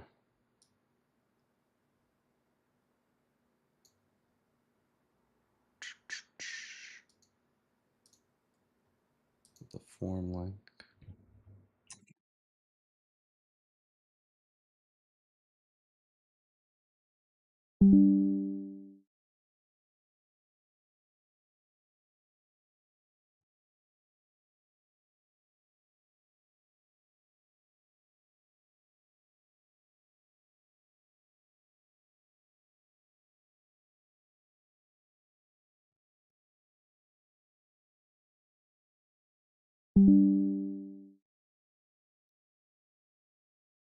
Instead of Calendly, we're using HubSpot to fill everything out. So, with that in mind, could you let me know the best way to handle all of these settings in HubSpot to do what we need to do?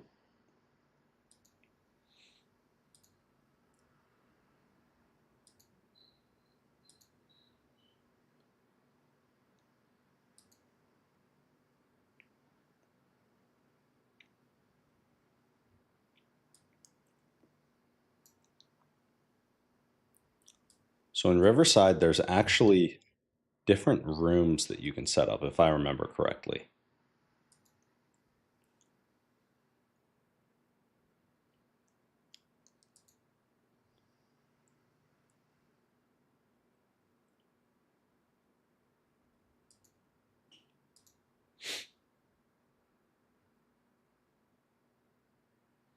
Will be added to the top of Magic.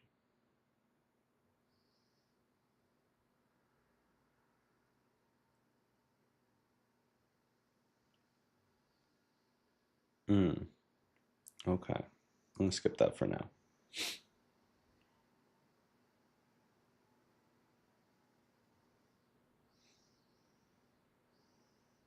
Okay, so this was the test recording. Do I really look like this? It's upsetting. I look so bug-eyed there. Oh my God. Okay. Projects. New. Plan. Schedule and invite guests. Record or live stream.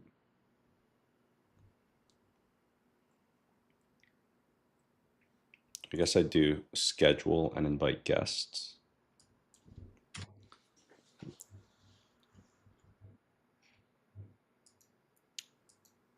Pre-recorded. What is this?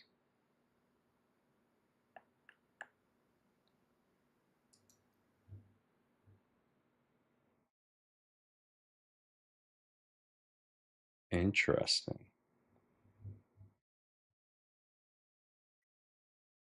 Well, we're already going to be live streaming it. Okay. So I'm going to just put poker player.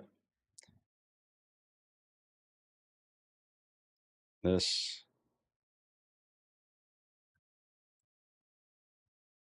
Pacific.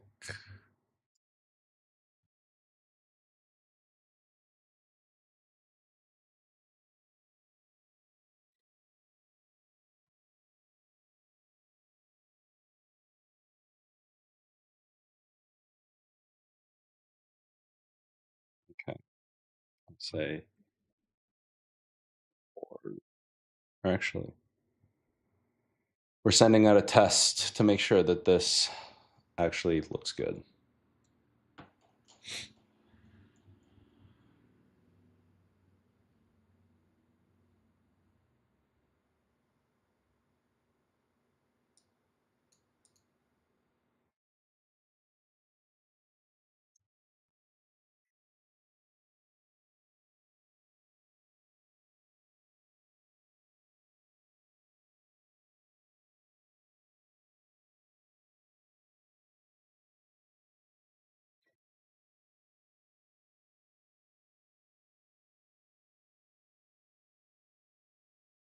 Okay, September 17th.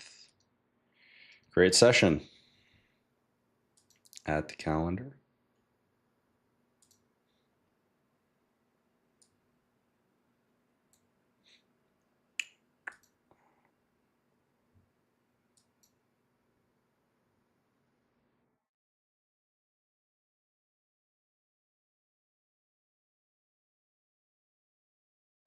Nice.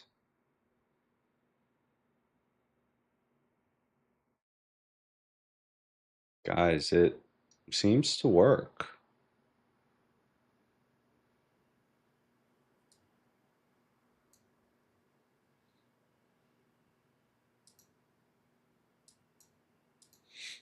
Okay. Now let's see how it looks from the customer side. Not the customer, but the guest side.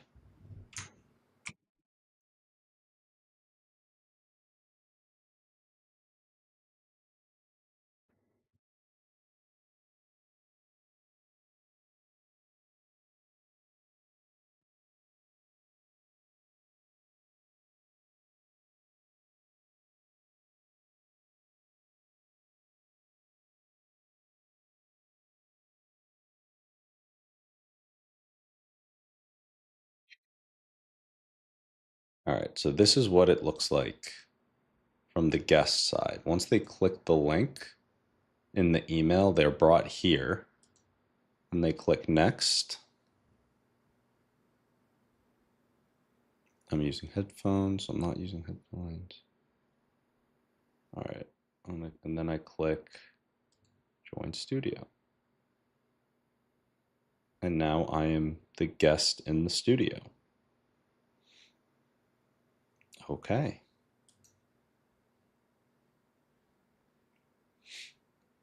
Super easy. That's what we like.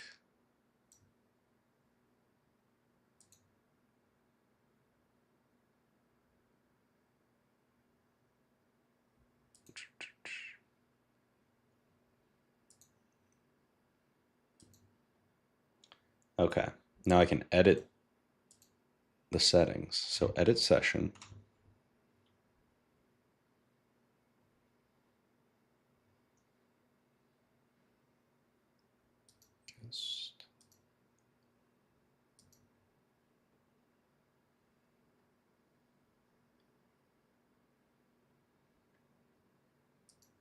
Okay, so editing the session. Exports.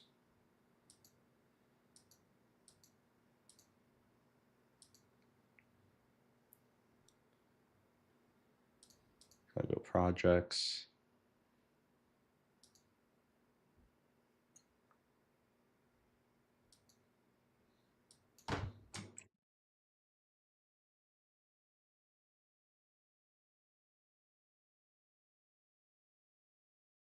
All right. This seems easy enough.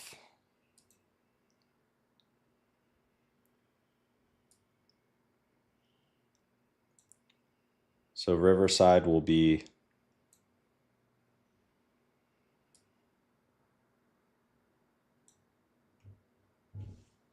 Riverside will be the thing. So that's got to tie to when a meeting is created in HubSpot.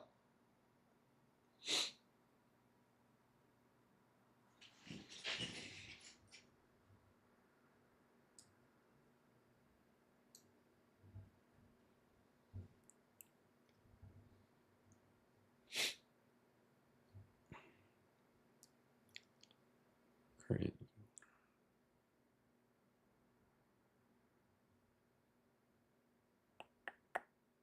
Pre-interview link.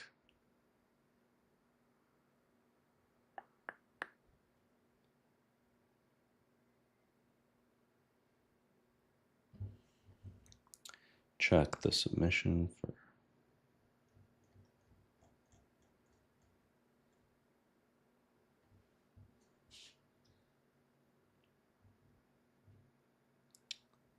Okay, realistically, when they fill this out, we'll just have all the information and then we will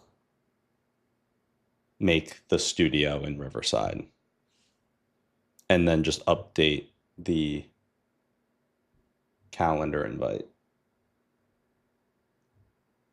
I think that would be best.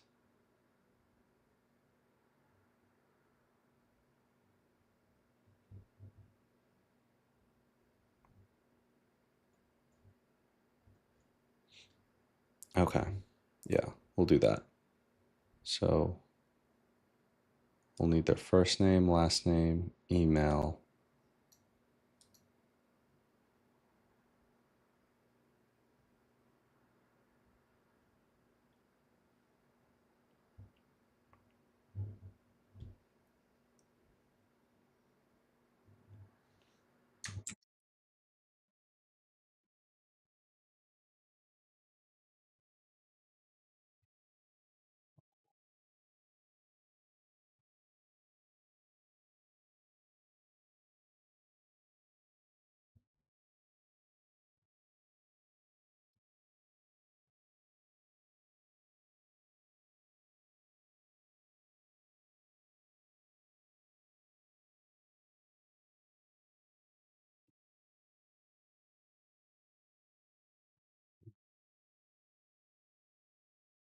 All right, we're going to copy and paste all these questions in.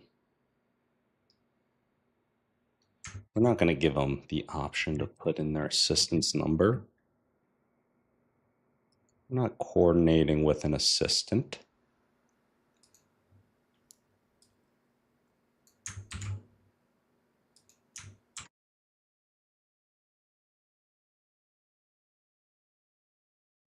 We don't need their LinkedIn URL. Promo lines you'd like us to include. We want to remove friction. We need their first name, last name, email. And we'll have these other ones optional. So topics you'd like to discuss, optional.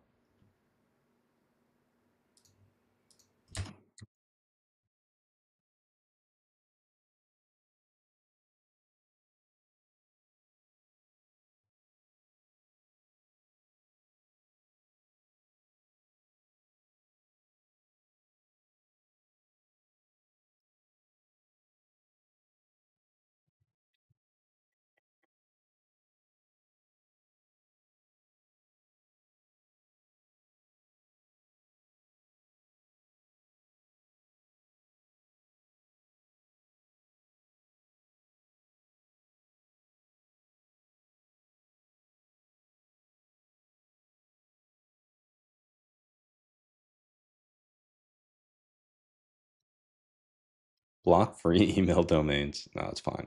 Allow customers to include other guests. Yeah, we'll allow them to add others.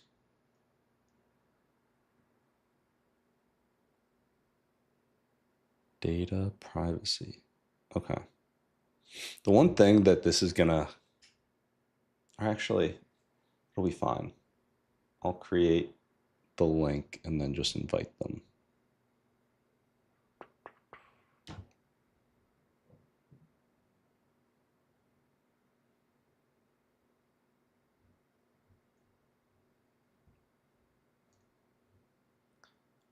block free specific.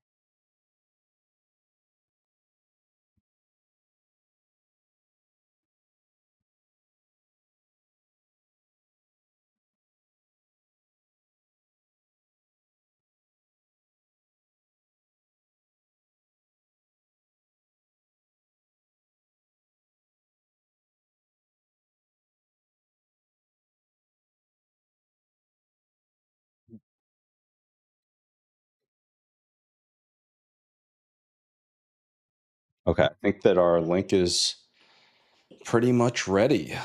So we'll go next.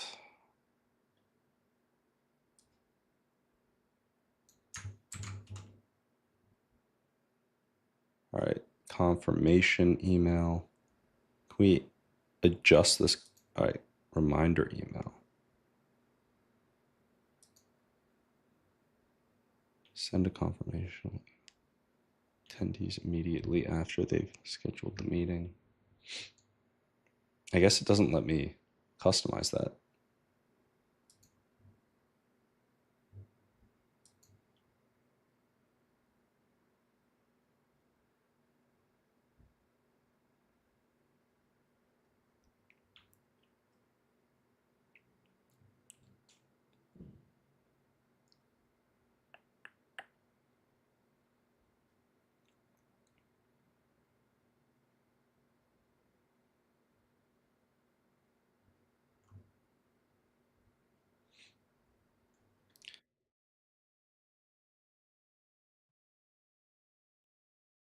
Choosing.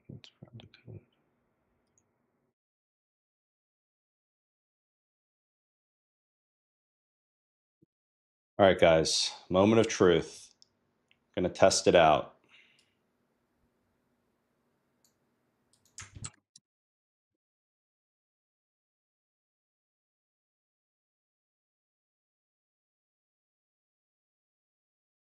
All right, let's say we book at 11. I'm gonna go Billy Bob. So we're gonna imagine our name's Billy Bob. We're gonna, let's use this email. I'm gonna say investment in Figma.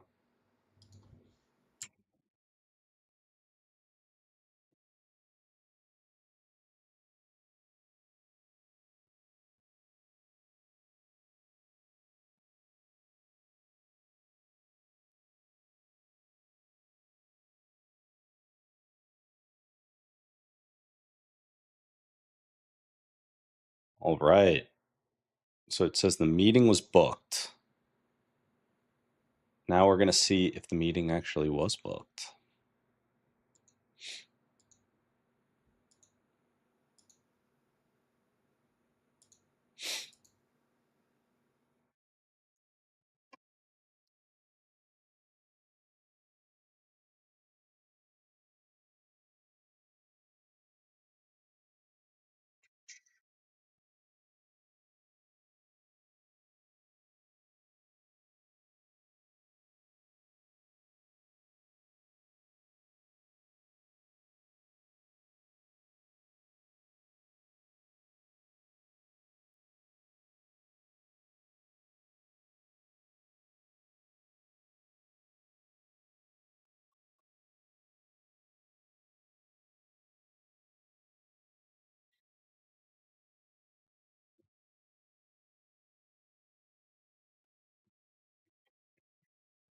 Okay.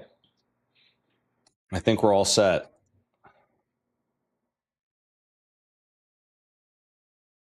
Recording session.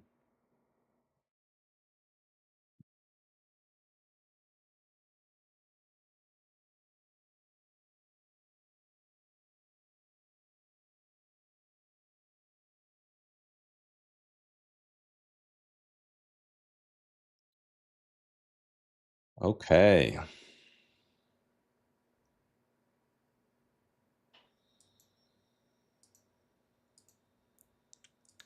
So guys, just like that, we have our recording link ready for use in the real world. It's ready for use in the real world, guys. This is serious.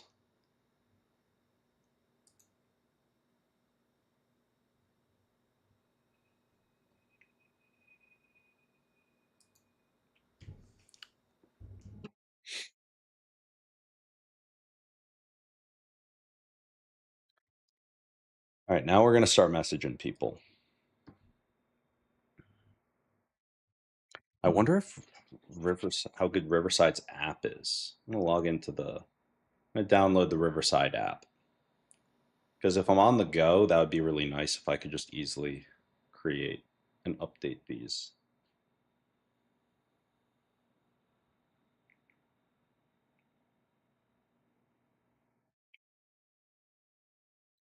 Okay.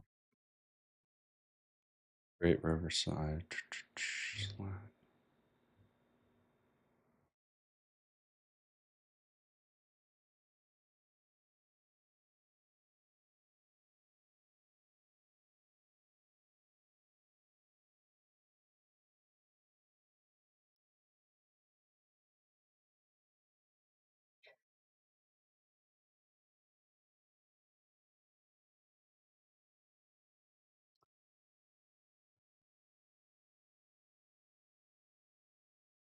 Okay, so I'm going to say this is great. Now, with this additional information, I've included the link to our guest scheduling link below. Could you please put together the final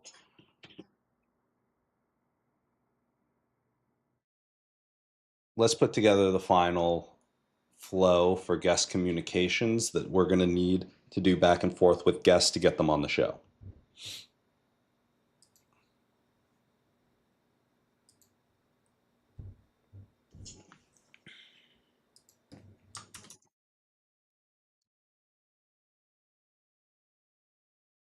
We're going to have our standard operating procedures in a very simple area that makes it easy for anyone to take over the process and run it if they had our logins.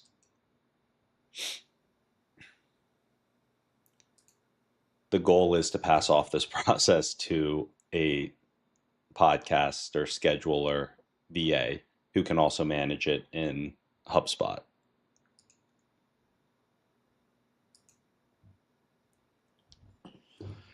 All right, guys.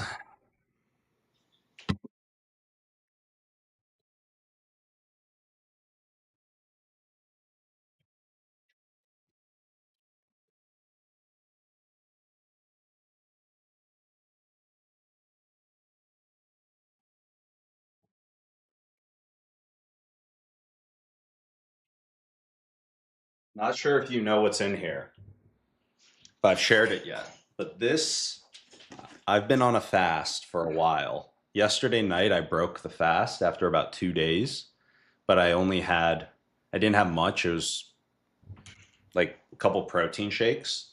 So I kind of prepped unintentionally leading up to the fast by not eating as much, had a nice fast, and been supplementing with electrolytes, potassium, sodium, and magnesium.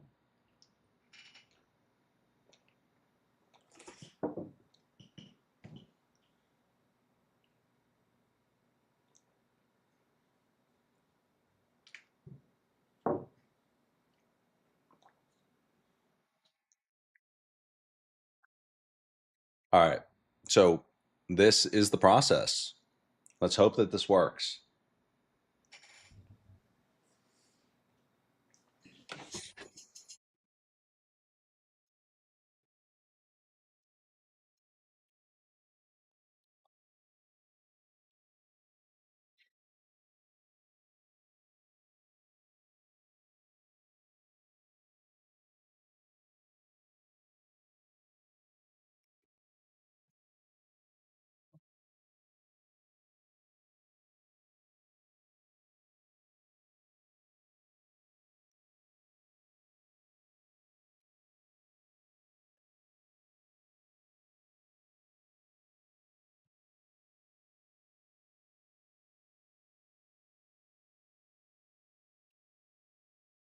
Prep 3 to 5 days before recording.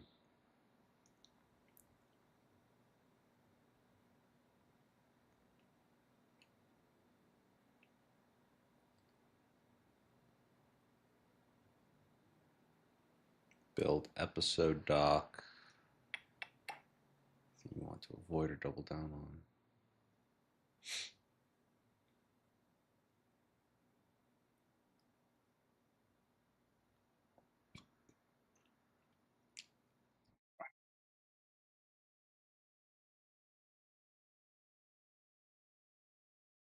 I'm actually going to edit the link.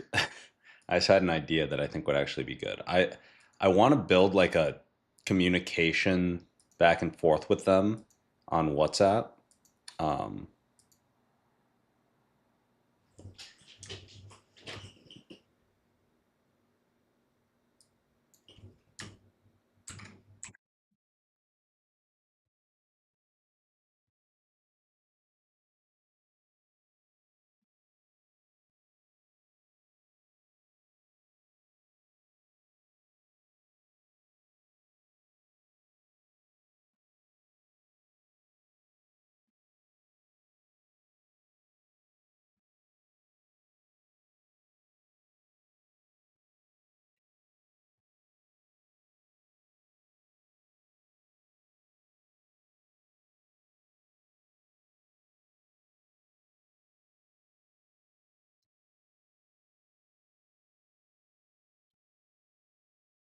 I'm just going to say WhatsApp or mobile number for any emergency communications. I'm just going to say urgent.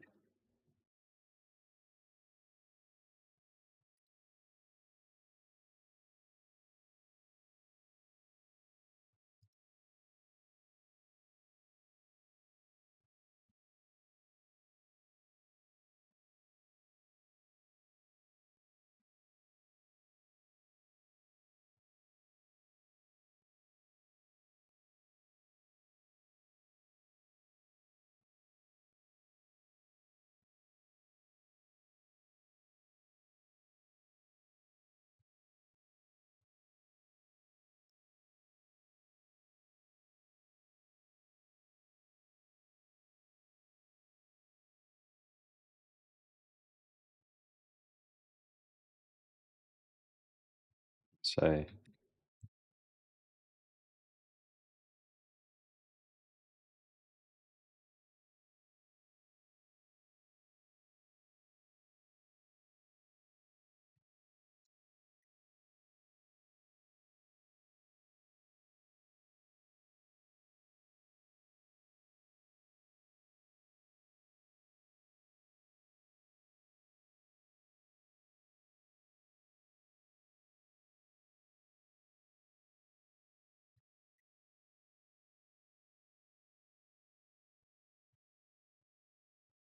trying to find a way to have this not sound weird. Like, what's your phone number?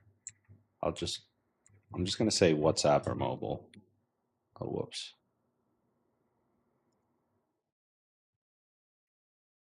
WhatsApp or mobile.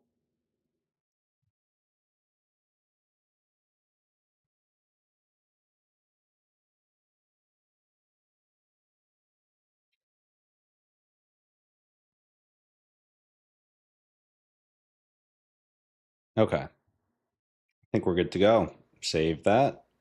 All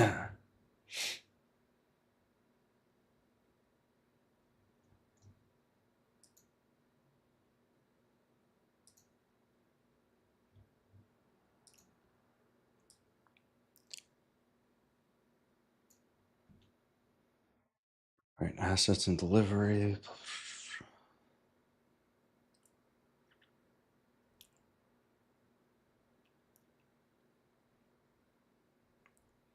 All right. So this looks very good. I'm going to copy and paste this entire checklist in.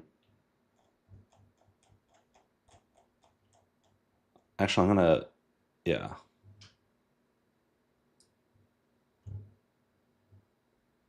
Paste this into a Google Doc.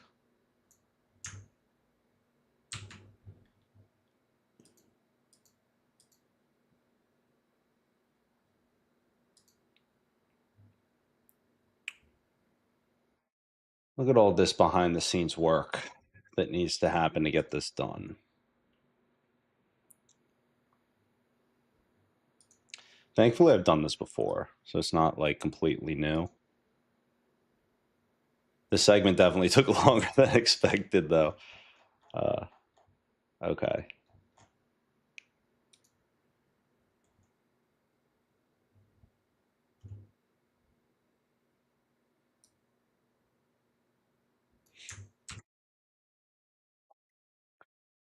So now we're going to start messaging people.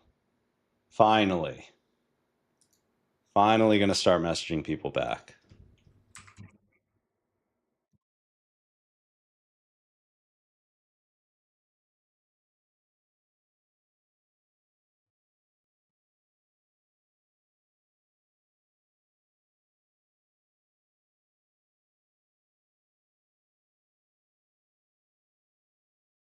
And just out of respect for their privacy, I will keep this off stream.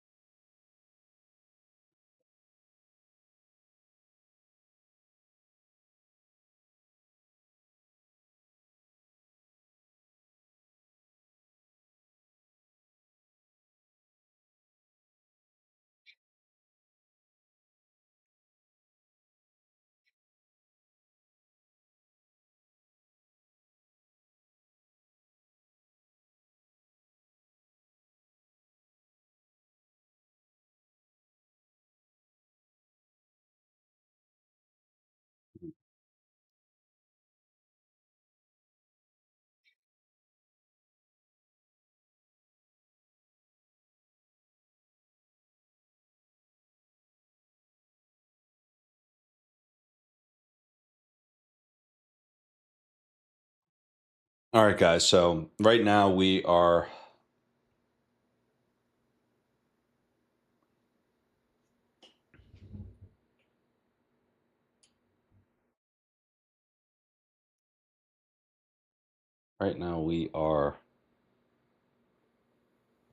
going to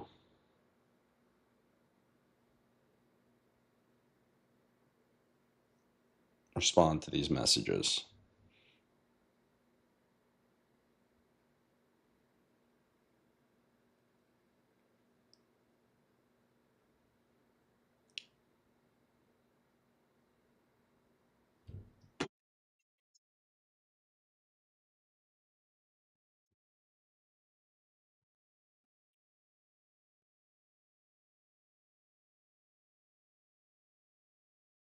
And like a little trick that we're going to do?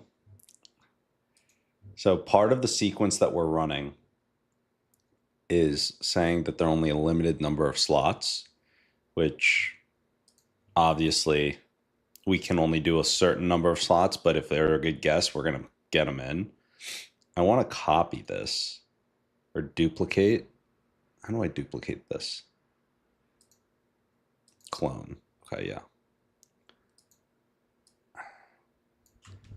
Podcast booking link.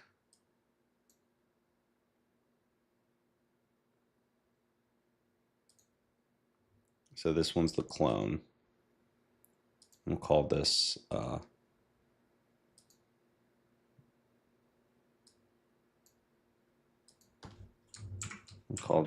Angel Podcast booking link. That's what we'll call this.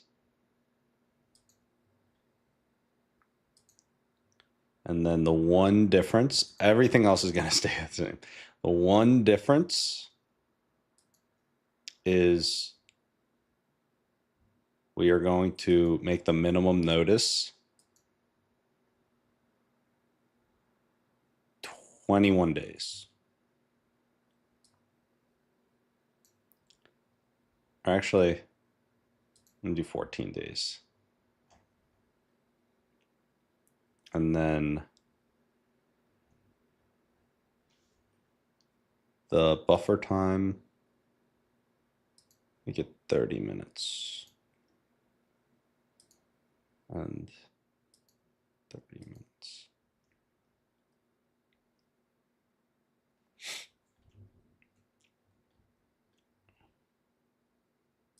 All right.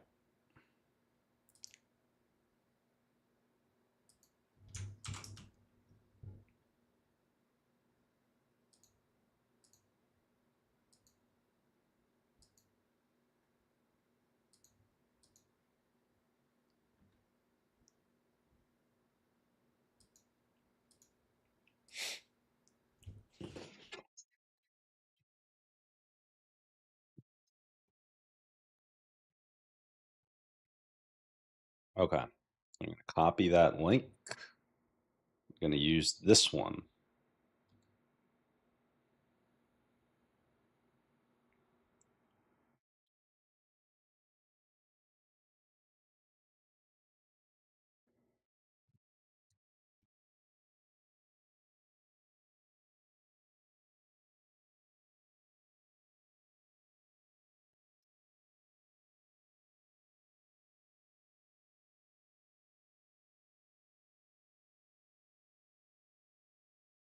The URL.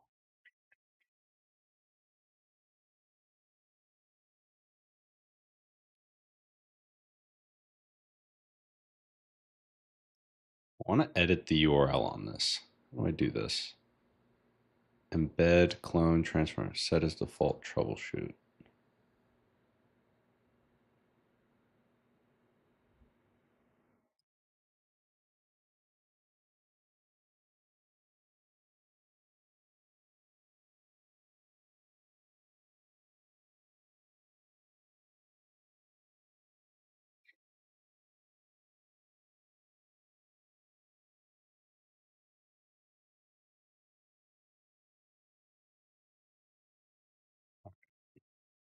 Called.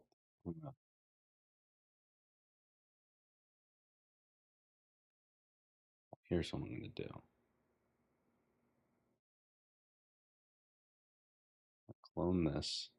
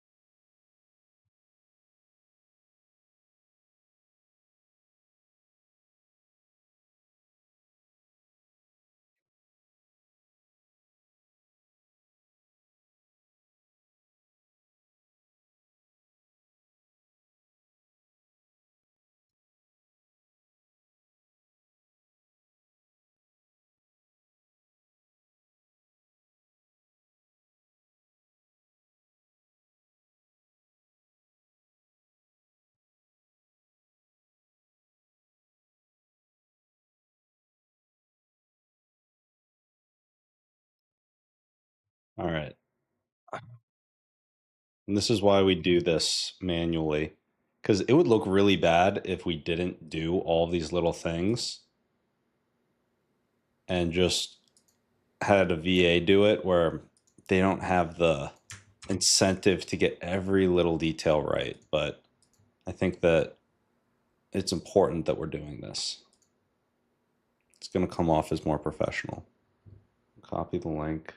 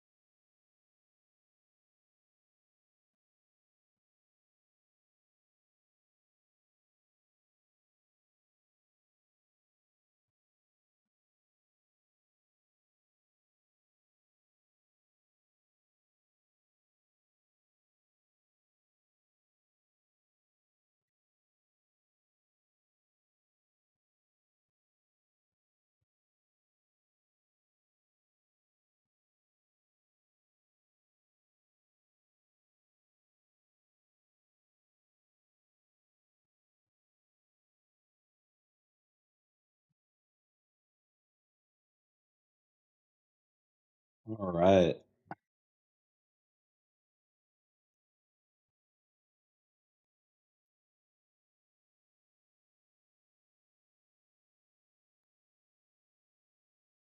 All right. We're going to go with this. Sounds great. You can book a time here. We give the link. Once booked, we'll pull together all the questions/topics that will be discussed for your review.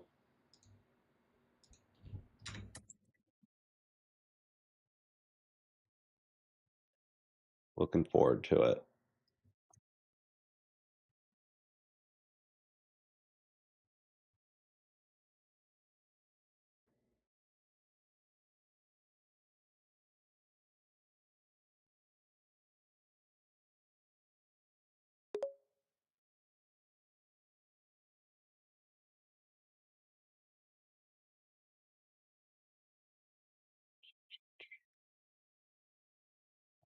We're making sure we didn't miss any of the people who are interested in coming on as angels.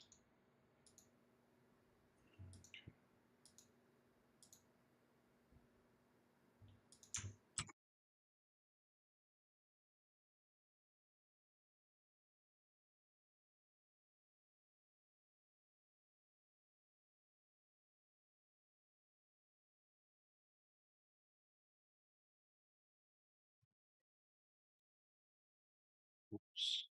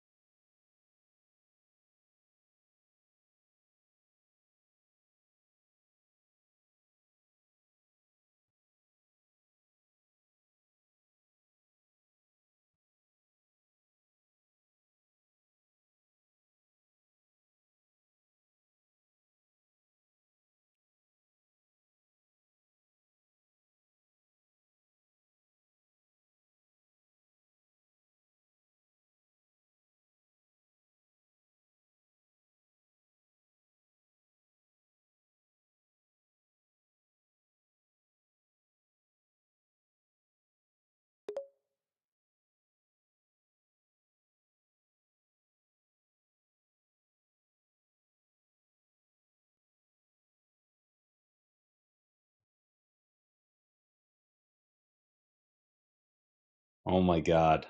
One of the guys that got hit in my sequence on the outreach is someone that I reached out to a long time ago.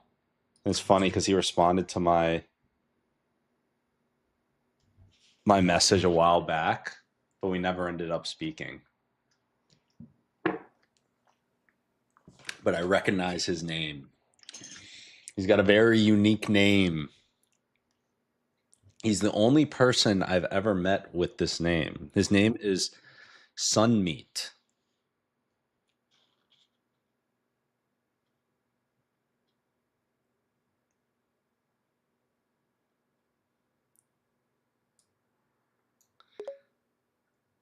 What an interesting name, Sunmeat.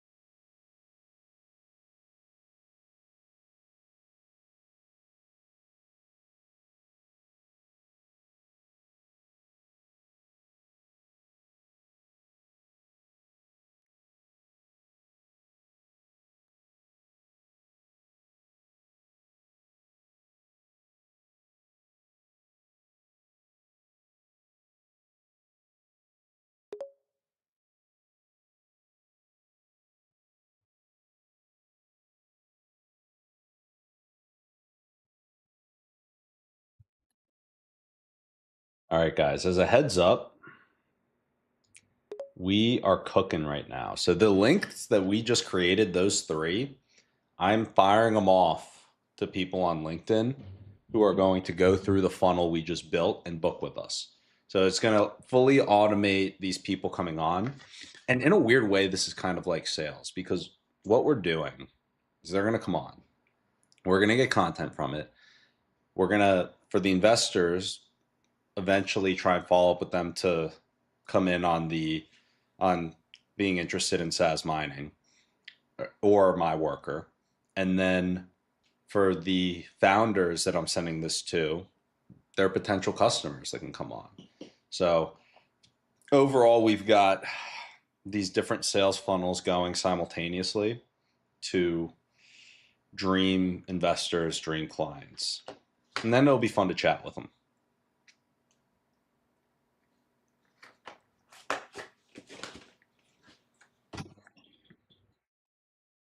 And you miss 100% of the shots you don't take.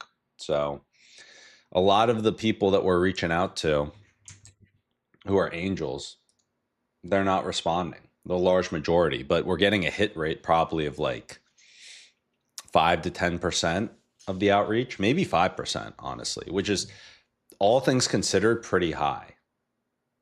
5%. I actually am going to check the stats after I finish following up with these angels.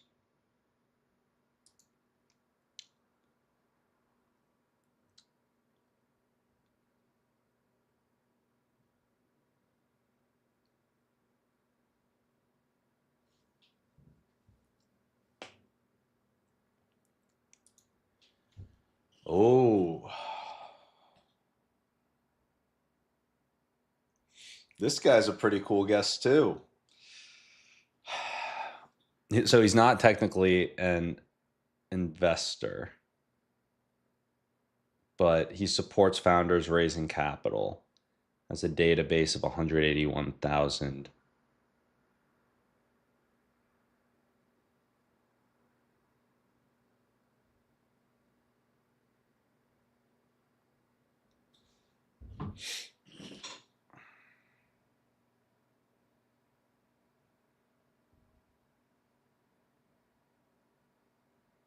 Very cool, very cool.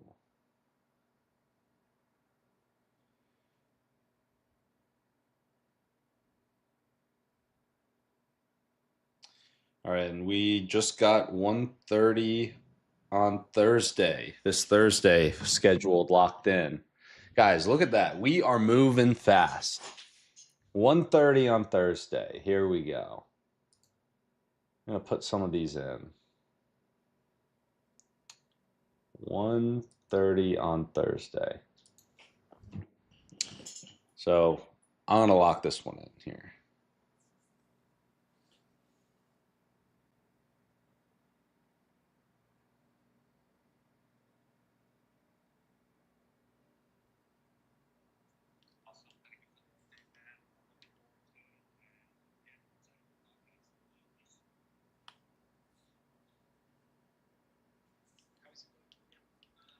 Yesterday, Haley confirmed that he was the one attending to your pod, but he didn't confirm a date. He was going to tell me an exact date today, but he hasn't reached out yet. So maybe we'll do it late in the week. I'll confirm with you once I have a response. But thank you very much and enjoy your weekend, and I'll be in touch.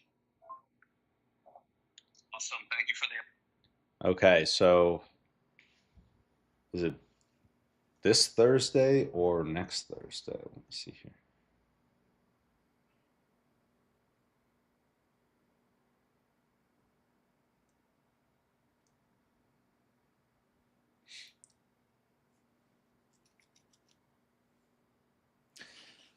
Awesome. Thanks for the update, man. Just to confirm, is it 1:30 p.m. this Thursday or next Thursday that Haley's looking to chat? Either one of those days actually works for me. So whatever time works, just let me know. And then I'm happy to sync up ahead of time if want to do a quick chat, or if you want to send over any topics, and I can just plan a discussion around that. Either way works. You can put me in touch with Haley uh, over WhatsApp if you'd want, even if you want to just have me communicate directly there. Thanks again for your help with all this, man. Peace.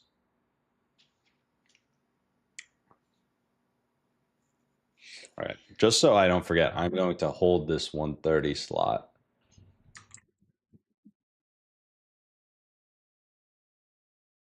on both weeks actually, because I do not want to accidentally double book.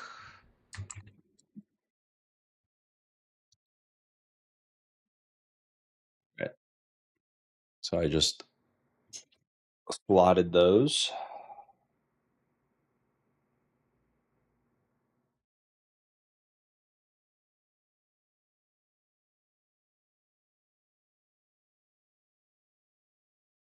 And then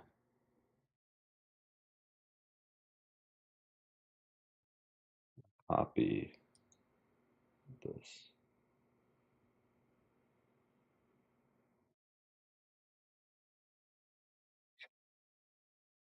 So this guy said he's down to come on.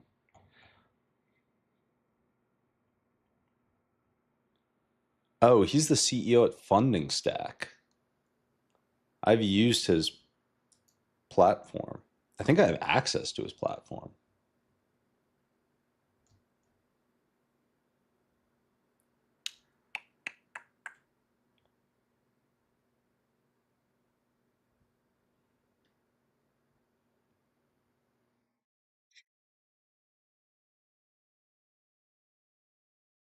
All right, nice. Yeah, we're gonna get him on for sure. I'm gonna tell him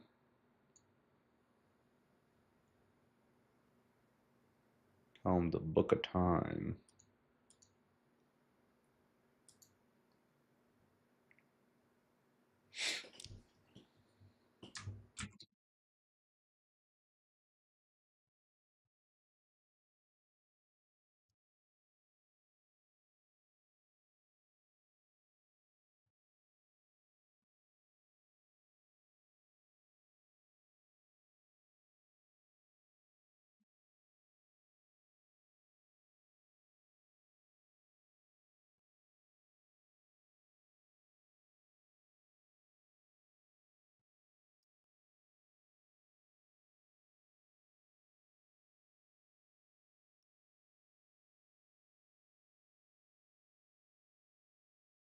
We're gonna get this one booked.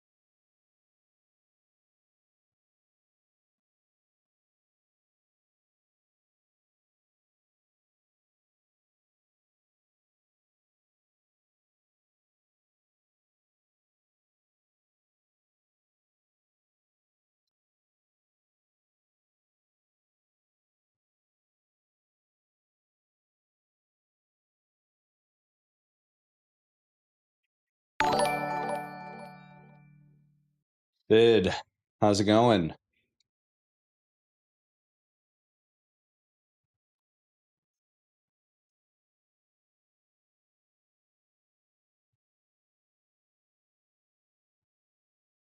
How is it going?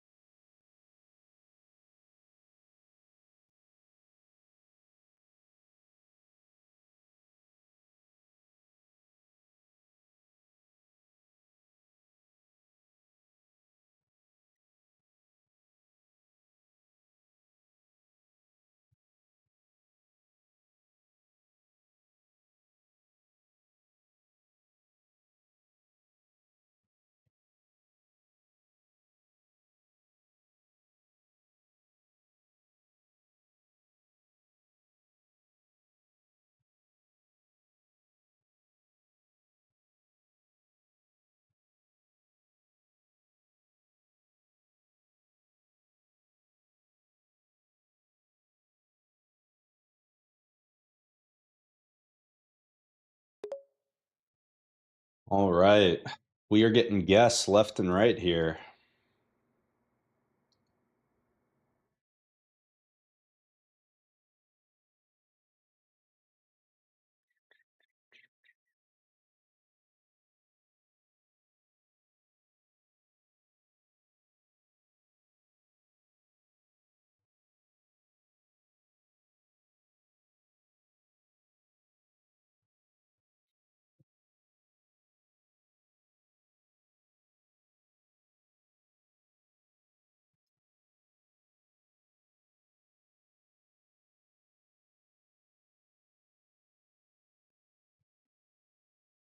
All right. So we've been doing a lot of messaging here.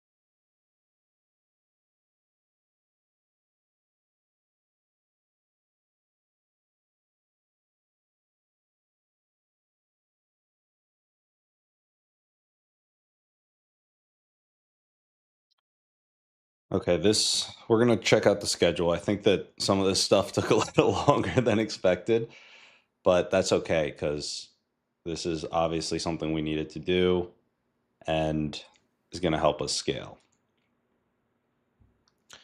So we've got the first guest coming in for the podcast.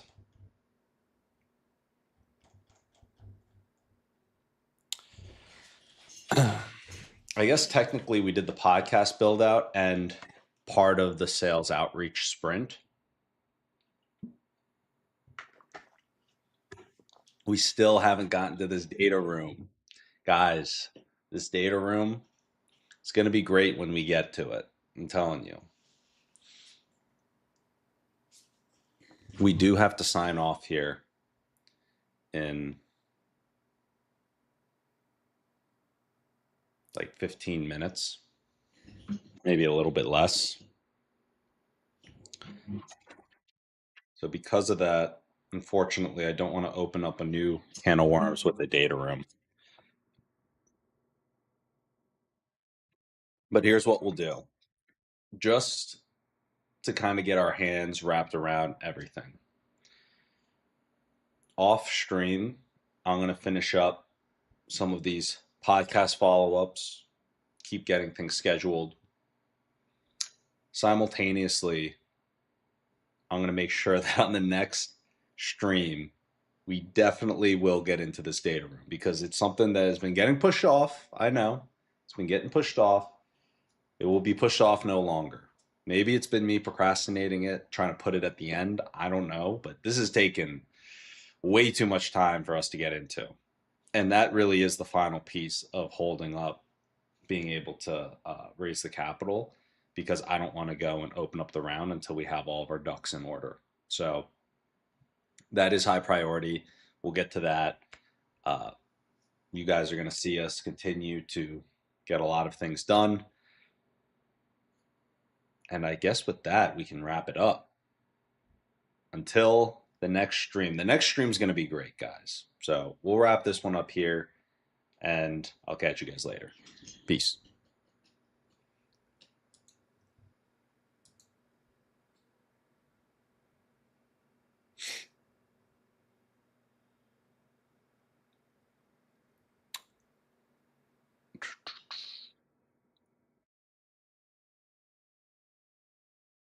All right.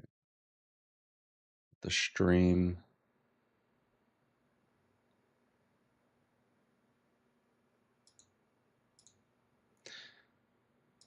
People are reaching out on Kick and saying that they can get me 1,000 active audience and earning money on streaming. Is this actually true?